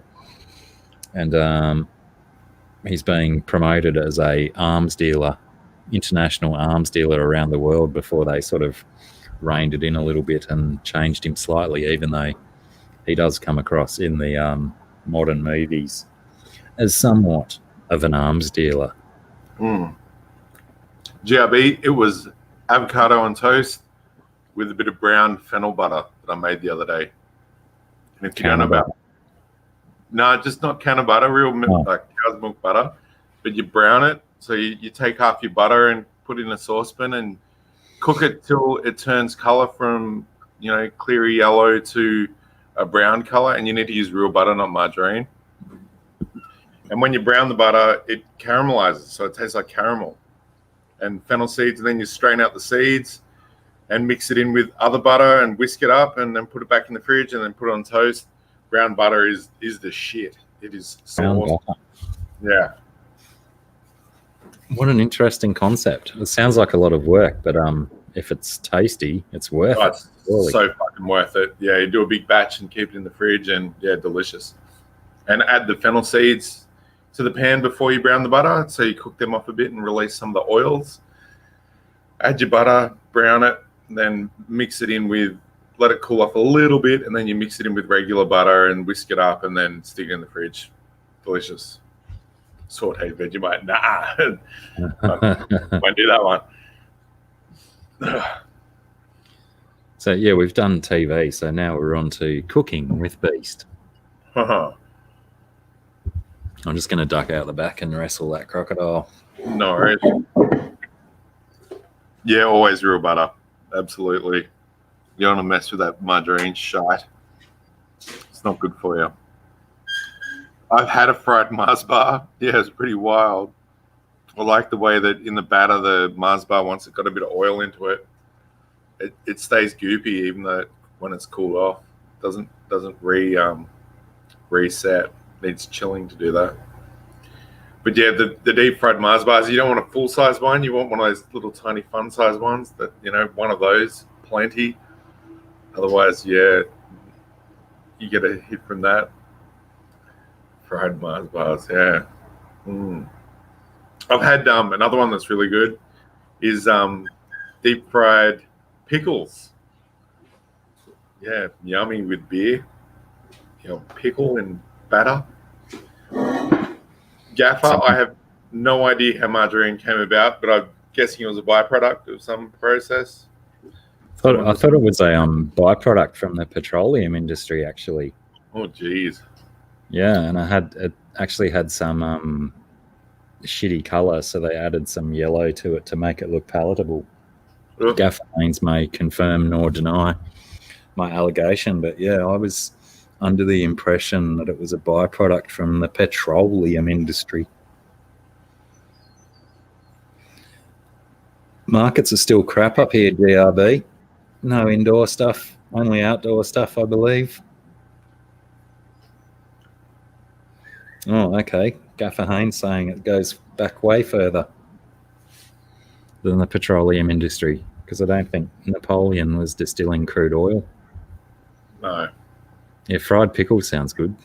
Oh, it's awesome with beer. You don't want more than 2 or 3 at most, but they've got to be the small ones. Delicious. Yeah. Really enhances drinking beer. Copious amounts of beer. I've got a jar inside of the those, what do they call them? Sandwich stackers. Yeah. Sliced pickles. That'd probably be an awesome format to batter them and deep fry them. The small little ones, the whole ones, are the best for frying because you got all the crunch. Whereas Sure. the sliced ones, they're going to turn to goop. Goop. Yeah. Duly noted. I shall not try them. I'll just eat them straight out the jar like I normally do. And save you juice. That stuff is delicious. Mm. Have a sip or a shot of pickle juice when you're drinking. Settles the guts right out. It's good. Love the shit. Well, it went crazy, didn't it? About 2 years ago, everyone was onto the pickle juice. Yeah.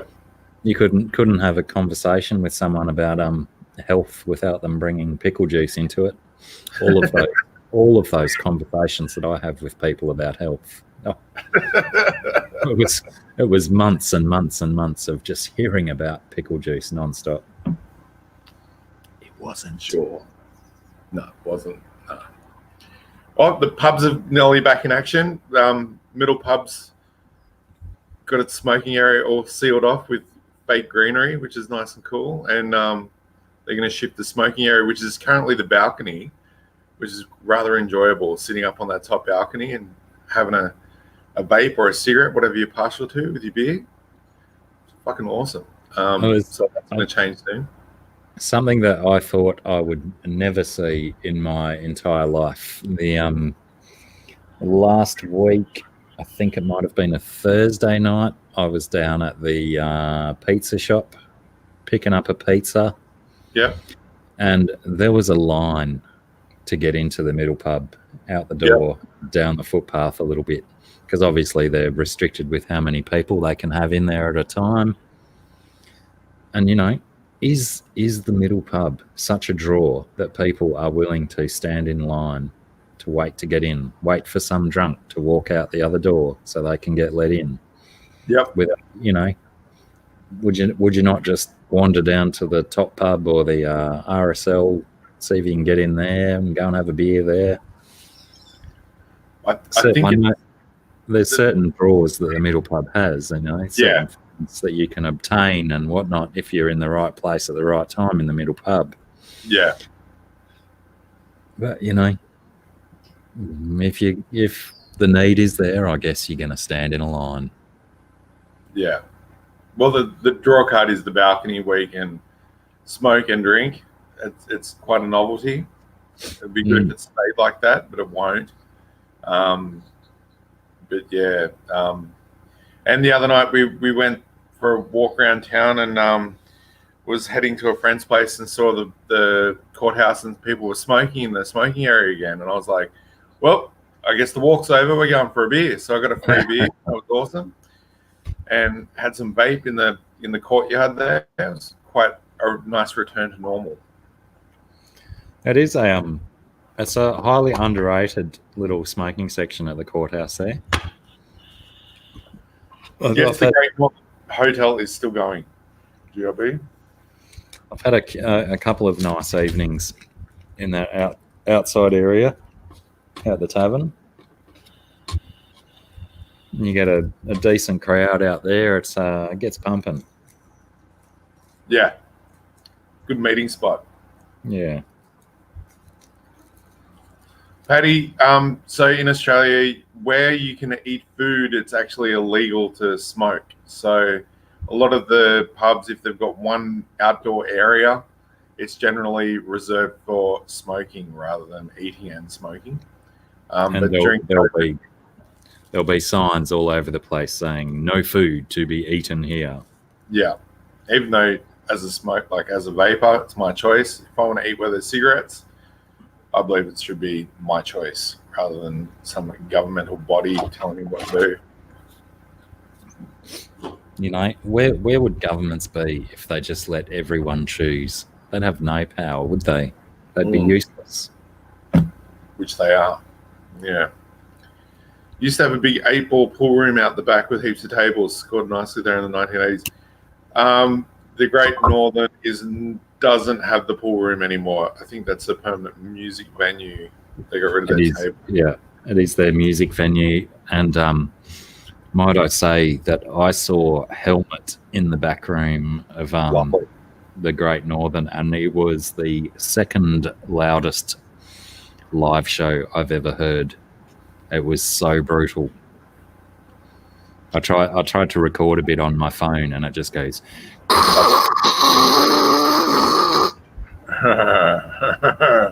It was so loud. It was ridiculous. We saw the Gas Lamp Killer, the motherfucking Gas Lamp Killer, and Flying Lotus play at the back room of the Great Northern, and the bass was good enough that my friend said, "Fuck, man, can you feel it? I can feel it in my balls." I'm like, "Yep, the hairs of my balls are tingling. It's that bassy. It's fucking epic." Always the best standard bass measurement is scrotum hairs. I've always found that in my life. So at Wandana, not this Saturday, but the Saturday before, met a German girl by the name of Jenny, quite a beautiful lass, and asked her about a club in Berlin, because she was from Berlin, called Begain. And I said, "So how good is Begain?" And she said, it's really good. It's probably the best club in Berlin. And I said, "Apparently it's the best club in the world." And she goes, "Well, I don't know about that." And I said, "Tell me what's so good about Begain for you." And she said, "Well, when you're on the dance floor and you're within 20 meters of the front section where the speakers are, as a woman," she just said, you're just coming all the time." Wow. Yeah. That's a solid selling point For women, yeah. Good bass. How odd. And did she confirmed that from her experience that that's what made it? I had never heard that before from anyone or any article, but she said that was her experience of the place. Yeah. Maybe they might keep that information on the down low so that they're not just swamped by idiot tourists from Australia all year round. Yeah. But it's hard to get in. The bouncers come around the lineup and throw really random psychological questions at people. And if you answer wrong, they just say, "Get out of the line. There's no chance you're getting in. Go home. See you later." Wow. So they're not just judging people on the cut of their jib and their runners. No, it's all up here. You got to be sorted upstairs before you're in some. Yeah. Brilliant. Well, that's good to know. Good to know that, there's progressive nightclubs out there that just aren't judging people based on what brand of shoes that they want to wear out at night. I think if you try too hard, that's probably you get targeted with a question. If you're peacocking too hard. Now I'm intrigued. I need to find their list of questions, their standardized questionnaire that they've got. It's rolling. It changes all the time. Yeah, how they determine which question to ask which patron. Me speaking no German.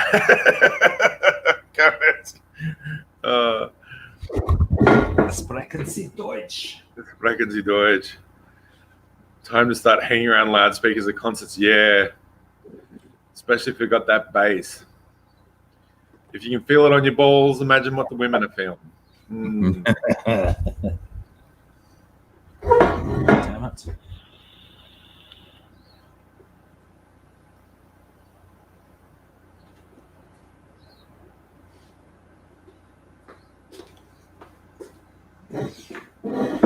Got a little bluey wandering around my fridges behind me. Can't see it though. Did anyone happen to catch my blue tongue video? Did. First YouTube video I've put out for ages, and it was all of 19 seconds or something. Short and sweet. It was great. That's the type of videos that I aspire to put on my YouTube channel. 19 seconds of awesomeness. Wasn't actually filmed by me. It was filmed by one of my sons who keeps blue tongue lizards, but that wasn't one of his. That was either an escapee or a baby of one of his escapees. And yes, very fierce version of blue tongue, kind of like the one. I mean, different colouring. My one's a bit grey and brown. His one was more brown and yellow. But the one that I've got here is super aggressive as well. Just approach it and it sort of arcs up and hisses and opens its mouth at you. Great critters. Good fun. I loved the video with the tongue waggle. Like he was really doing the haka with his tongue out, fucking getting fierce. Yeah, I'm not sure if because every time after I uploaded it, every time I went to watch it, it was in pretty shitty quality. I don't know if that was because I received the video through Facebook Messenger, so it might have been compressed or some crap. But yeah, I might. Can I actually get confirmation from people who viewed it whether it was shitty quality? It was okay quality. I watched it on my TV. It was pretty decent. If you want to fix that in the future, it's deep in the settings of Facebook, but maybe you could go through it with your son and get him to enable HD uploads. That's the little trigger switch. A lot of people who use Facebook don't know that they're stuck in standard definition mode. You've got to actively turn the HD uploads on as a feature to save data. It's a legacy system, and also it saves Facebook a hell of a lot of server space to have the majority of users stuck on SD uploads. Yeah, right. Yeah, well, that's probably what it would have been. So I might actually get him to, well, without having to go through that, I'll just get him to potentially email me that video and replace it. Yep. With the quality that I shot when he first showed it to me on the phone. But yeah, I thought the quality was quite good. I watched it on the big screen, couldn't see any pixelation. It was not blocky. It was quite good. I caught a pink tongue the other day. It was hanging out on the front driveway, and it had one hand on the phone with one hand on a torch, and I thought I'd try and grab it to bring it up near the front door to show Emma, and grabbed it by the tail, dragged it out of the bush, grabbed it behind the head, and I was like, trying to fight me. Brought it to the front door, and Emma saw it, and it hissed and threw out its pink tongue, and told my dad about it, who's a herpetology professor, and he's like, I hope you put it back on a tree. And I said, oh, no, I didn't. He said, the pink tongues are arboreal. They like to climb up trees. Yeah. So, yeah, hopefully it found a good spot. I often feel that pink tongues are like frogs, that they're a indicator that your biome is operating quite successfully as well. Yeah.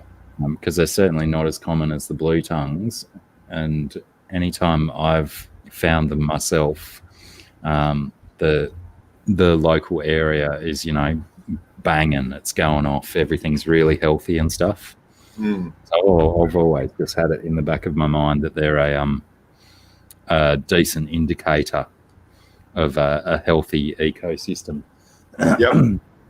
Whereas blue tongues, they're just everywhere. Yep. You don't watch where you're walking, you're going to step on a blue tongue around here. Yep. Last Thursday too, we had the murderous cries of a young girl in the bush. I thought, what the fuck is that? Is that some foreign bird? Turned off the music, listened intently. The sound stopped after a little while, and then all of a sudden it started. It's a bloody male koala who's just had a root. Yeah, right. Yeah. And the boy was going off afterwards. He was quite satisfied with himself. And then the next night he picked up on his own again. So he's copulated and still calling out for other girls. So he's right in the backyard. A horny koala is a very vocal animal. Yeah. Fucking rad to have him around. And, I absolute pity female koalas, because koalas, very, very rapey culture. Sometimes the females don't get a choice. The girl followed the noise like she was up his tree. She was No. asking for it. Yeah, I was going to say that. Disclaimer, she was asking for it. Yeah. She knew what she was getting into. Yeah, they're certainly a interesting creature. They're they're perceived to be so cute and cuddly, but there's certainly a brutal side to them. I mean, go back a good year and a half or more on my YouTube channel, and there's a couple of male koalas fighting, and they're pretty brutal at it. Just disappearing for a sec. I'll be right back.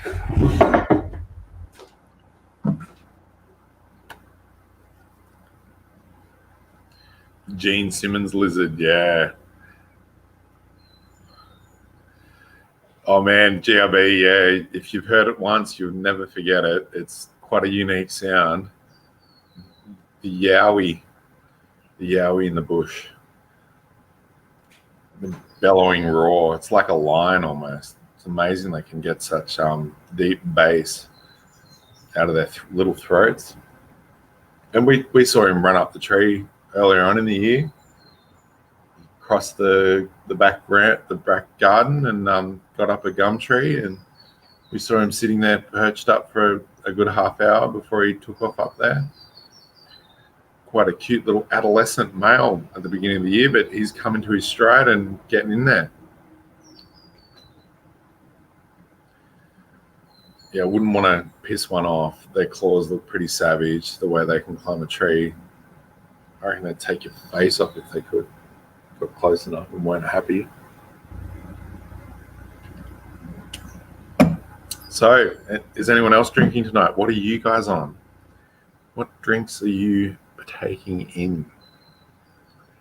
Hit us up in the chat.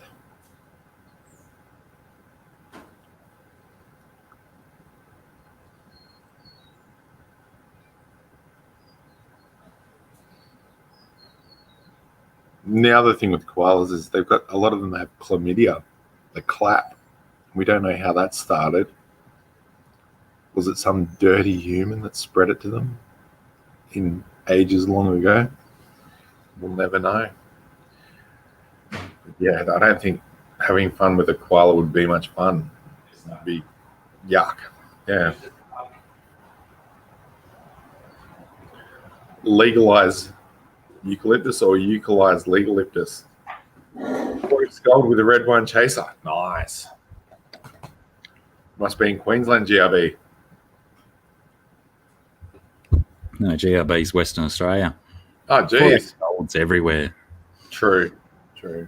I think it's one of the 4X Gold is one of those beers that just gets toileted by people, but I quite enjoy it. I think there's nothing wrong with it. Yeah, I think that the tourist koalas are quite habituated. Like, they've been handled quite a lot, so they're not aggressive, and they get fed. They've got no predators, and well, they've got a constant stream of eucalyptus to eat, and as is fairly common knowledge, when a koala's got a full belly of eucalyptus leaves, it can have an experience akin to being quite drunk. yeah. So, if they're well fed, they're probably half cut and just looking up at a person going, what are you doing? It's a natural form of sedation. Whereabouts in Western Australia, GRB? Alternatively, they're probably drinking 4X Gold.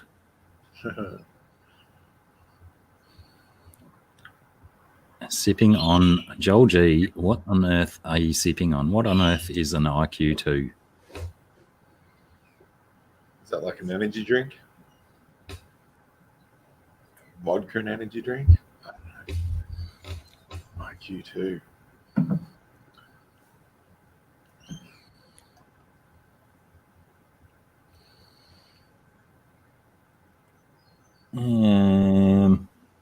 What else is there? Out south of Perth. Sweet. Vape. Ah, nice. vaping it up.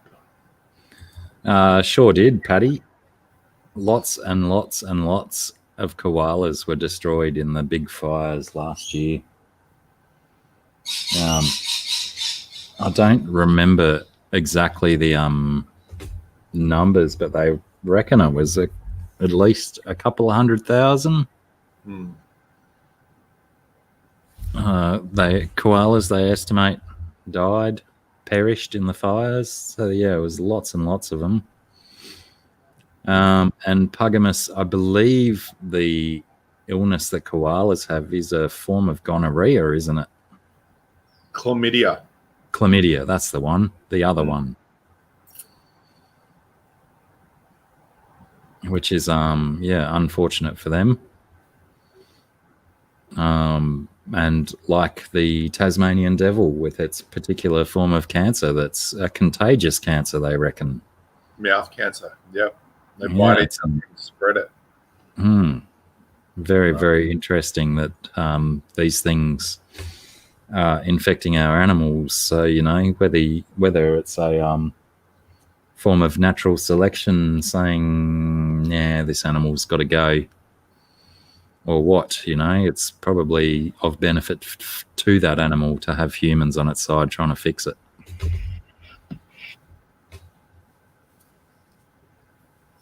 But yeah, apparently there's on the subject of Tasmanian devils, apparently there's a northwestern Tasmanian population of devils that do not have any incidences of the cancer. And I think the last I read about it, they were trying to get the genes, because they believe it's a particular gene resistance that these other devils have. They're trying to spread those genes amongst other populations to, as a endeavor to halt or slow down the progress of the cancer that they're experiencing. Because obviously it's a very iconic animal for Australia and Tasmania in particular.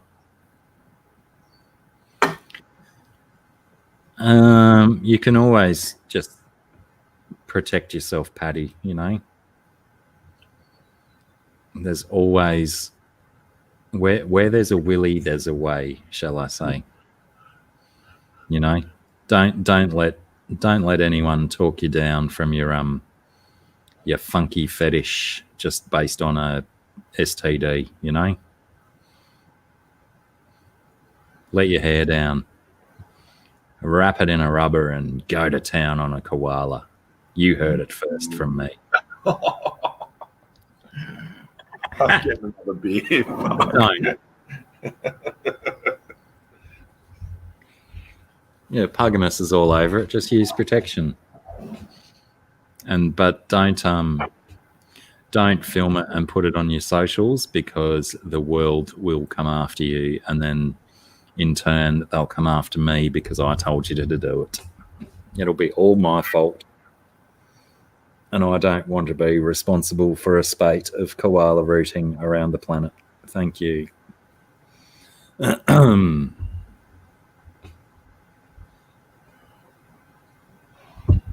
what if that's what fixed it? It reminds me of that bit that the Joe Rogan bit. How do you know that screwing a dog isn't going to cure all diseases around the world? What if that was the cure? I think everyone just left.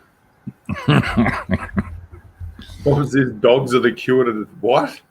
No, I don't know if it was an actual bit of Joe Rogan's, but I remember on one of his podcasts, and he was talking to someone, and they were saying that what if, because obviously having sex with a dog is very taboo and shouldn't be done.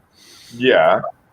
What if by some magic miracle doing that was a cure for cancer or a cure for AIDS or HIV, whatever they call it now? Then everyone would be doing it, wouldn't they? It wouldn't be so taboo. Yeah. But someone's got to be that first scapegoat who finds out. Nah. I've always wanted, like, this week, or end of last week, I saw a documentary on a 40,000-year-old mammoth ivory figurine that they found in a cave in Germany. And it's the body of a human with the head of a lion. So I got on the internet and researched this shit, and apparently they've even found skulls of almost Leonid, which are like humanoids, but instead of from monkey, they're from lions, where this person's deformity had this big bulbous section at the front and holes for whiskers where there would have been nerve endings for whiskers on a human skeleton. And it made me wonder, like, maybe back in the deep past there weren't as many genetic locks Yeah, on cross-species breeding.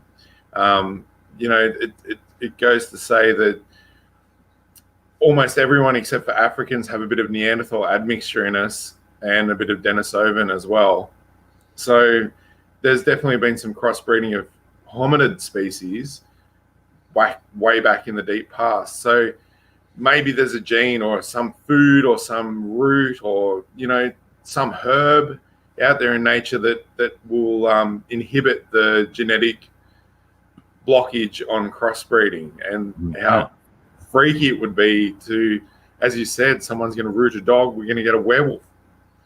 That would be pretty wild. Yeah, that's certainly intriguing.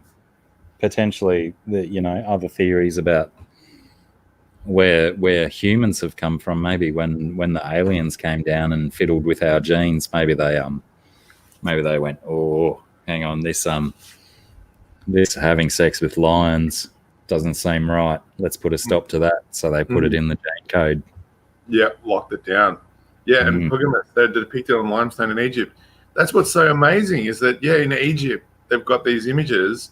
And in Germany, 40,000 years ago, they had the same images. And, like, what was the inspiration of this image? Why craft this thing? It might have been a reality. When they were doing the gene edits way back in the day, there could have been some different hybrids out there. And there's so much more evidence coming out nowadays that there was, an advanced, not necessarily by today's standards, but an advanced civilization well before our recorded history, as it were. The Olmecs from Southern America and stuff like that have a very African or Egyptian kind of appeal, but they were, their stuff's in South America well before we've heard of people traveling across oceans and stuff. And then there's there's something in a national park down near Sydney as well. Yep. That indicates much older than the 60,000 years that they speculate Aboriginal society being in Australia, or culture, sorry, not society, culture. That there has been other intelligent beings around on the planet doing much traveling and being all over the place well before our documented history. G'day, Big J and Priscilla. How are you guys? Welcome aboard.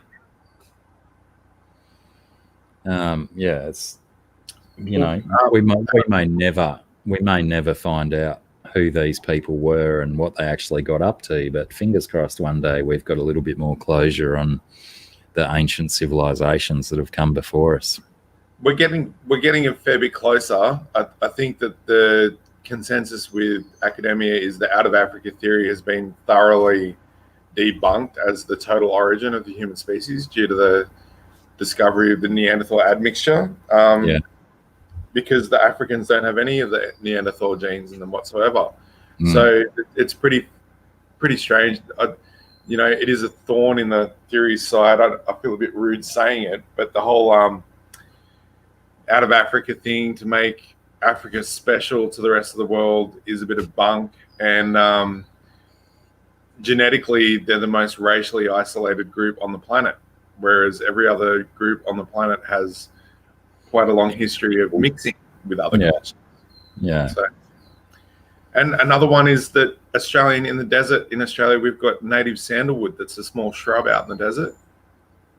and they've got cultivated sandalwood in India, and genetically they're very similar. So which one came first? That's a good question. Did the sandalwood come from Australia and end up in India and then they cultivated it, or did it come the other way around? And we've got the remnants of it. But either way, there's been a bit of genetic back and forth between the Indian subcontinent and Australia. Yeah, well, I also wonder whether a lot of that stuff was going on when all the continents were a little bit more together and stuff, or whether did that all happen before hominids and stuff were around? Did we all the continents separate before hominids were a thing, or were hominids around when it was still a big landmass? Here's another bone to pick. The guy who did the continental drift theory when he first started it, he got a few maps of the world and cut out the continents and islands and all that kind of, and just cut around their current waterline, and then fit them all together like a puzzle and came up with his theory. But if you got the shelves, the good old shelves out in the ocean, he didn't have maps with the shelves of all the countries and continents. So when he's done his map where they've all fitted together, he's failed to recognize that, like say on the southern bight of Australia, there's this huge shelf. And that used to be full of forest before during the last ice age and the end of it, before it got flooded. And the Aboriginal tribes on one side of the bight and the other side of the bight were very genetically similar because they all used to hang out on the forests on the low lands rather than up meet in the middle. Meet in the middle, yeah. But when the ice age all ended and it all melted, all these low-lying areas got flooded. And so the whole idea of continents drifting away from each other, no, I don't buy it. I don't buy it. Yeah, potentially there's certainly a lot more weight in water levels and stuff changing over the last millennia. No, I don't think we've got any English viewers, but between France and England, there was this huge area called Doggerland that was kind of like Sri Lanka and India. It was deltas and floodplains and swampy area. And there was a lot of people living there, but that all got flooded and washed away, and see you later. See you later, sunshine. What's Zealandia? Zealandia? Who said Zealandia? Joel G said, yeah, we got Zealandia, etc. Oh, okay. So the current New Zealand is the highland of Greater Zealandia. It was a massive area that went under. And as the sea levels rose, all the people, it was kind of like that game Fortnite where the zones get smaller and smaller and smaller. So everyone got forced into the highlands and fought each other tooth and nail for the last bit of territory. But wait, when did the water levels rise? I thought Maoris had only inhabited New Zealand 650 odd years ago. Wasn't there no humans in New Zealand at all before them? Moriori, the big, tall, red-headed giants, used to live there before the Polynesian Maori ancestors turned up. So a lot of their Celtic sort of knotwork and tattoo culture and use of feathers and tribalism was borrowed. So the Moriori either intermarried or were murdered and eaten. Vanquished, yeah. Yeah, well, are they potentially one of those ancient civilizations that are not recorded in history that we don't really know much about? Yeah. Were there long before the people that we now were there. And they're potentially a keystone culture. I think there's been a few unearthings of mummies in China where they found them in pyramids, and they were big, tall, red-headed giants in the mummification. And it's like maybe the earlier global culture that was high technology was underpinned by this previous human race or species that is now gone. Now, when we say Giants, are we talking like 7 or 8 feet tall people, or are we Yeah. talking large? Yeah, just large. Yeah. 6 to 8 foot tall. Yeah. Extra large, but believable human size. Absolutely. Yeah. They weren't stupidly massive. Yeah. 30,000-year-old axe in the city while digging up the art museum thing. Yeah, for sure. I'd believe it.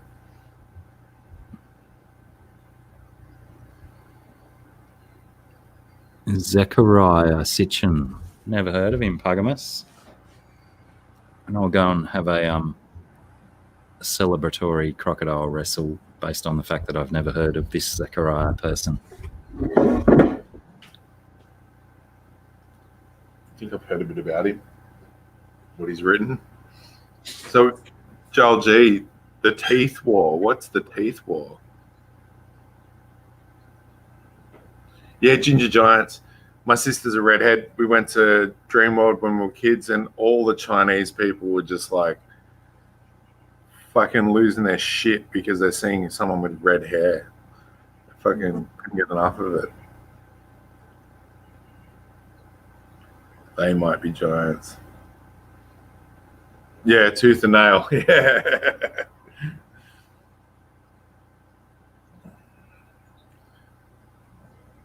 And you think about some of the earlier critters, like I don't know if you still have moa. Maybe they're all gone now, but the big birds, good giant prey. And same in Australia, we had things like Diprotodon, big fucking wombat the size of a VW bug. Ridiculous. Big sloths and big kangaroos. And there's very little fossil records of them anymore. It's a bit of a wonder what happened.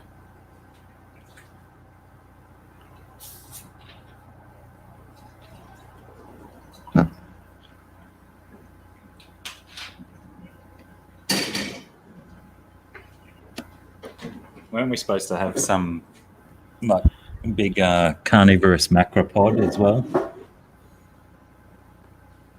There was a big goannas. I think they found some skeletal remains of that. Macropod. Refresh my brain. What's a macropod? Kangaroos. Oh yeah, big one of them. Yep, for sure. I thought there was some fossil evidence of teeth structure of old macropods. There's certain ones that had the teeth of a predator or something. But, Yep. I could be confusing with some other creature. I'd believe it. But you know, where else have our quolls and stuff like that come from? Yeah, Joel G, I've heard some stories where if they do excavations and find any remnants that are of the giants, it just gets hushed up really quick. They cover up the area. They don't want anyone to know about it, and kind of like a global, I suppose it's a conspiracy of sorts, but a global cover-up to just hide any truth towards the ancient giant culture, which makes me ask a question, and that is, are there still giants? Are they responsible for the global shutdown of any awareness to their existence? Do they thrive on the fact that they remain hidden, and what is their agenda? Will they ever want to be revealed again, or do they enjoy the fact that they live in relative seclusion? Yeah. And being ignored by the rest of the world is probably a sensible place to be nowadays. Yeah. There's a bit of hidden history in Australia too of warfare against, different hominid species and how it got covered up, and like a hidden history that happened in Australia where the black fellas were like, yeah, they're immortal enemies. We'll help you kill them. But, once we've done the job, let's hush it up and make sure that anyone who knows about it goes to their grave with the knowledge, and we just have a clean slate, tabula rasa. Start over. Well, Priscilla saying so many good cultures remain hidden. Hopefully, as our technology improves, potentially, there's obviously a positive and negative to unearthing what actually happened. But you know, is the current human race, if we get our hands on information about stuff that belies all that we've been told and educated, is that going to be a good thing or a bad thing? Will society fall apart if we find out that there was actually an ancient culture that had their shit together a little better than we do? Yeah, I'm kind of in the ballpark of keeping it secret knowledge rather than widely spread knowledge, because it's kind of undermining, and some people's psychology, if they were made aware of this as a truth, could potentially turn a bit negative and destroy what's around them in the hopes that they could achieve something better, rather than just letting them think, we are the best of the best. This is the best it's ever gotten. Rest on your laurels. We're an advanced culture. Be happy.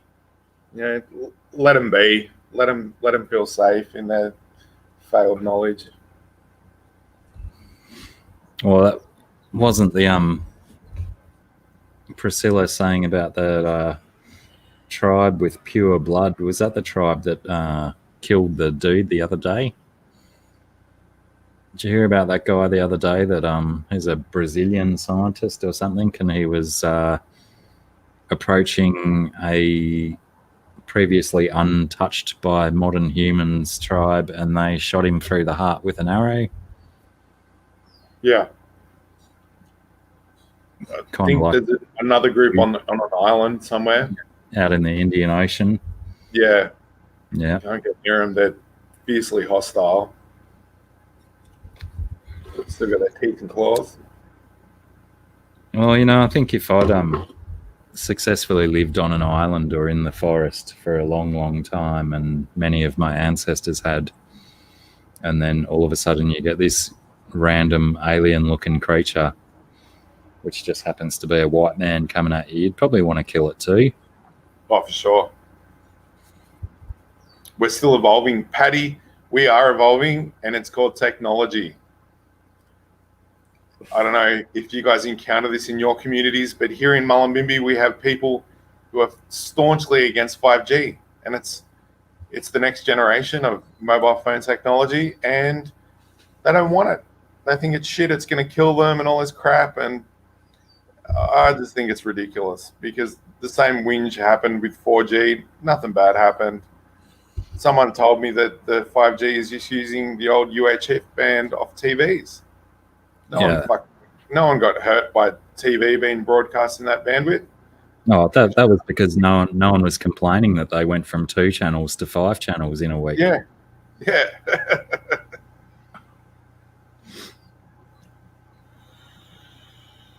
Oh, but now I forget what I was just going to say. Oh yeah, that's right. When we're talking about crazy reactive humans, the paddock behind me used to get adjusted by different people, and there was this one particular lady that had a horse in the back paddock, and she was loopy. She was loopy as a cut snake, and absolutely crazy. And I had to take one of my sons over to the emergency department at Byron Hospital the other day because he was in excruciating pain. And who should be in the waiting room but this particular lady from over the back paddock? And she got kicked out of adjusting because she was such a crazy creature. She had her child in the emergency room, and she wouldn't sanitize her hands because she didn't want those evil chemicals on her hand, and she tried to stop her child doing their hands as well, and the child just said, no mum, I'm going to do it. And the child went and did. And when you go into the emergency room at Byron Hospital, you're required, if you're not the patient, you're required to go into the main entrance of the hospital and get your temperature checked with infrared thermometer. Fairly standard procedure. When they've asked her to do that, she started cracking the dirts, saying that I've been told that there's a certain kind of radiation that goes into my head if you test my temperature with that kind of thermometer. So I'm not going to do that. And she really put her feet down Oh my god. until they got the old traditional in the ear thermometer with the plastic cap on it. Right. Which, as far as I know, works on a very similar technology anyway. Yeah. But oh my god, I wasn't even alerted to her presence until my son sort of nudged me and goes, "Have a go at this," and then paid attention to her cracking the dirts about every tiny little thing they wanted her to do. And thankfully, she didn't recognize me, so I didn't have to endure any of her crap coming at me. Yeah, oh, the infrared beam on your third eye. Oh, scary. It's going to brainwash me. Yeah. Oh. I mean, you've got the infrared part that's testing the temperature, and then you've got the laser that's the aiming part. I really don't think there's any harmful radiation coming out of those levels of light. Yeah. Can't help stupid. That's right, Anthony. That's right, absolutely. Just and put them in a cage with each other and let them have an echo chamber of stupid. They're everywhere, aren't they? And someone was saying, I don't remember whether it was you or somebody else. No, it was someone else from further afield. Oh, that's right. One of my mates from Brisbane was asking about the protest around the 5G tower in town. He was asking if people are still barricading the tower. Yeah.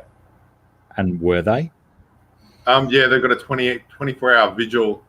There's always someone in a van or something camped out there and watching to send out the alerts in case they come in to do it and upgrade the tower, and they're gonna stop it. It's ridiculous. But is that that's the tower like right beside the post office? Yeah. Yeah. Yeah.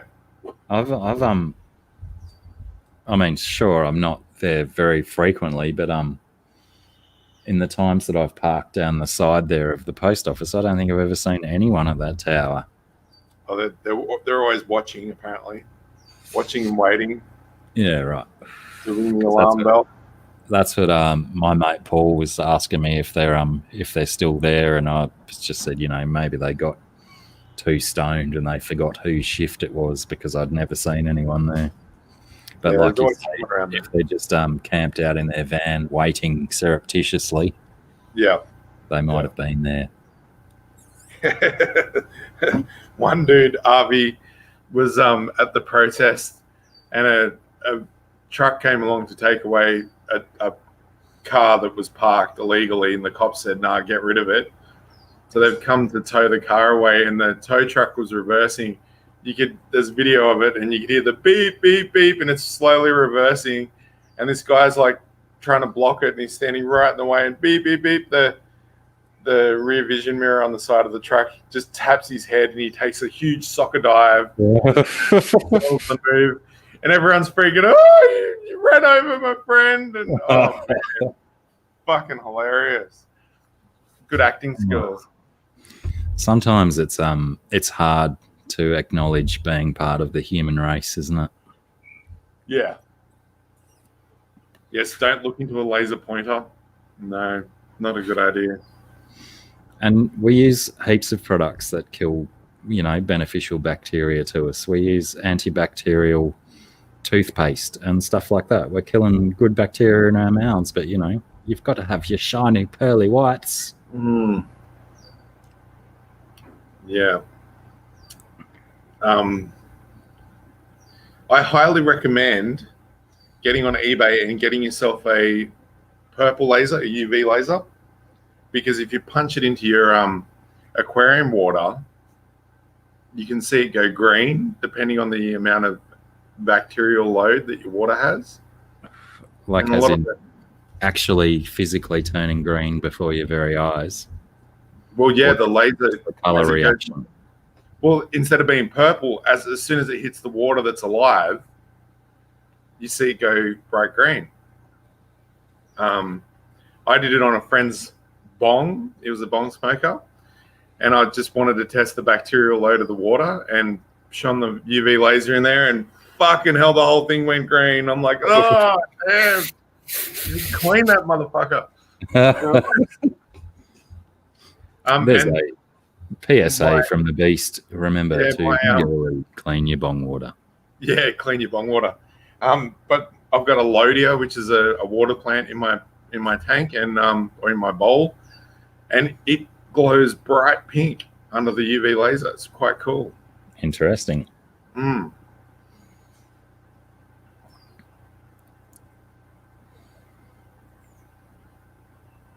The lady was afraid it would fay her. I'm assuming you mean fry her brain getting temp tested. It wouldn't surprise me. Yeah.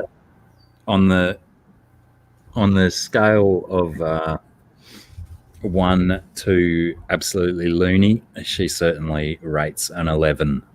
Mm. Yeah, you don't drink that bong water.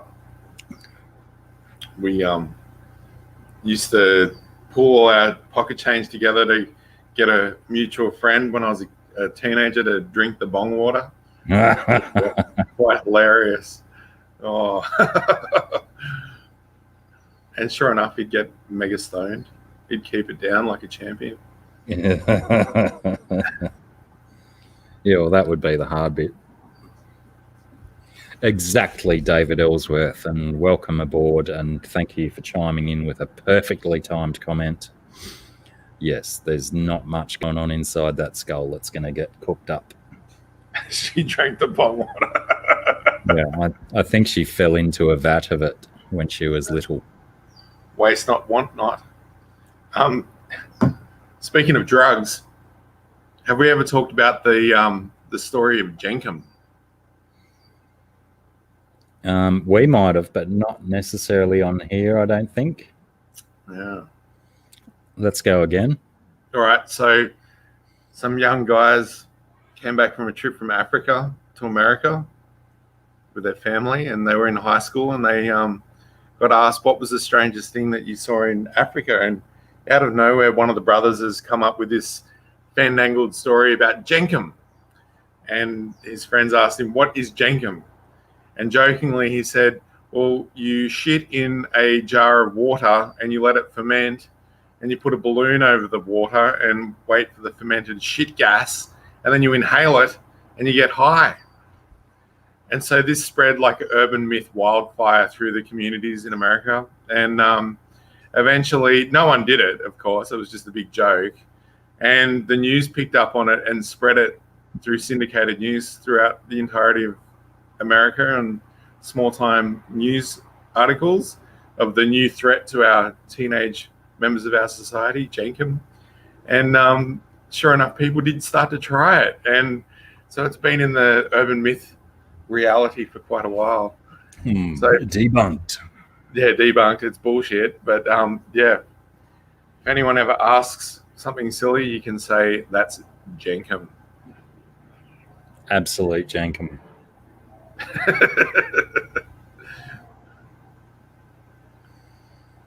Oh yeah, Anthony Fishy's friends. I really don't like overlap of signals. Like where I live, I'm a good distance away from my neighbors, so I don't get any of their Wi-Fi signal to my house. I think it's a bit of a sad state of affairs when we've all been farmed off to have our own Wi-Fi, and everyone within a vicinity has their own Wi-Fi, and there's just too many signals flying around. Like there could be something wrong with that. I think the major thing that is wrong with that is just one person could have an unlimited Wi-Fi set up. Everyone pulls their money together and you all run off the same Wi-Fi. Problem solved. My next door neighbor, she's a German lady, and she goes back to Germany on a regular basis. And when she goes, she'll generally go for a couple of months at a time, and she'll get tenants into her house. And the time before last, she's in Germany at the moment. She's got a lovely lady in her house now, but the previous tenants, the last time she went over, were very, very progressive humans, and they disconnected her Wi-Fi router and removed all of the smoke detectors from the roof, and they put them in a box at the bottom of the cupboard and put them away because of their intense fear for the radiation that was going through their brains from the smoke detectors and the Wi-Fi. Yeah. Wi-Fi is obviously a trigger for a lot of people. Yeah. Look, I didn't want it for years because I just didn't want to have anything to do with it. But eventually I got myself an iPhone 3, like the first one, and I was like, give me that fucking Wi-Fi. I want it. Great. But when it comes to the smoke detectors, I think the earlier generation ones did have radioactivity, a beam of radioactivity, and if any particle got in between the emitter and the receiver, that's how it would trigger and go off. So there was radioactivity in them. But if you're going to put them in the bottom of a cupboard and it's still in the same house, the radiation's still there. Yeah. What do you think you're doing? You're just putting yourself at risk and the property too. Indeed. But, in their mind, they were doing everything in their power to stop that exposure to the radiation. And yeah, I don't think in the month or two that those people were in the house, I don't think I spoke to them once. I think they were that sheltered in their own existence that they didn't have anything to do with other humans. I knew a person like that once. Tried to lend them the Matrix DVDs, and they got through the first one and said, I don't think we can watch the rest of this. It's too scary. Like, come on. Where's your entertainment factor? You've got to entertain dark things to grow and to be a good person. Make you question your existence and question why. There's too much fear of reality. Too many sheltered people. Get out and live it, people. Get into it. Get some dirt under your fingernails. There was speaking of Wi-Fi signals, there was a cool video game on PlayStation Portable when it first came out, a Metal Gear Solid game. And by scanning for Wi-Fi networks, depending on the unique signature of the Wi-Fi network, you'd recruit new troops to your game.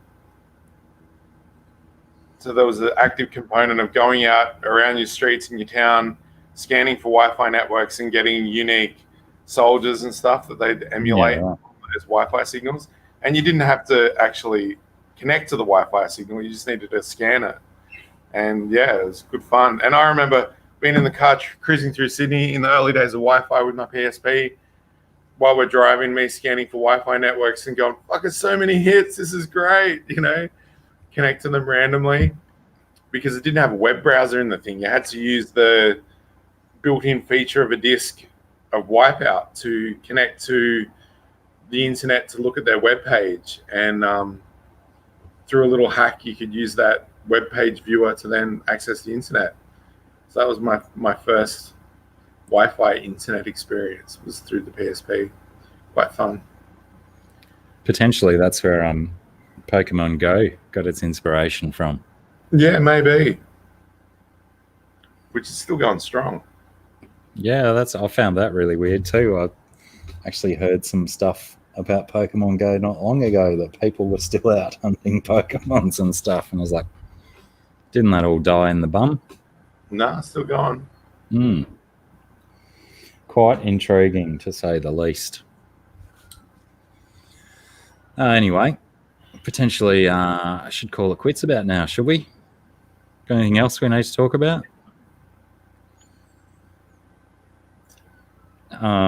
Probably just do a quick recap. Watch The Boys. Watch Raised by Wolves. That is all. That's the only recap you need from today's episode. Yeah, the Acacias DMT. Good stuff. Lots of DMT in Acacias. It's one of the heaviest, isn't it? Yep. But still, I don't think you could just pick the leaves off and chew on them. I think you had to do some kind of process with them, didn't you?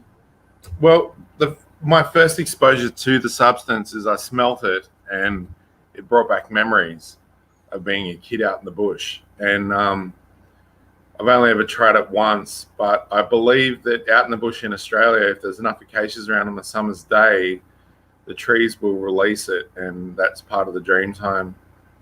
Yeah, right. That makes sense. Yeah, you get a bit high from being out in the bush on a good hot day.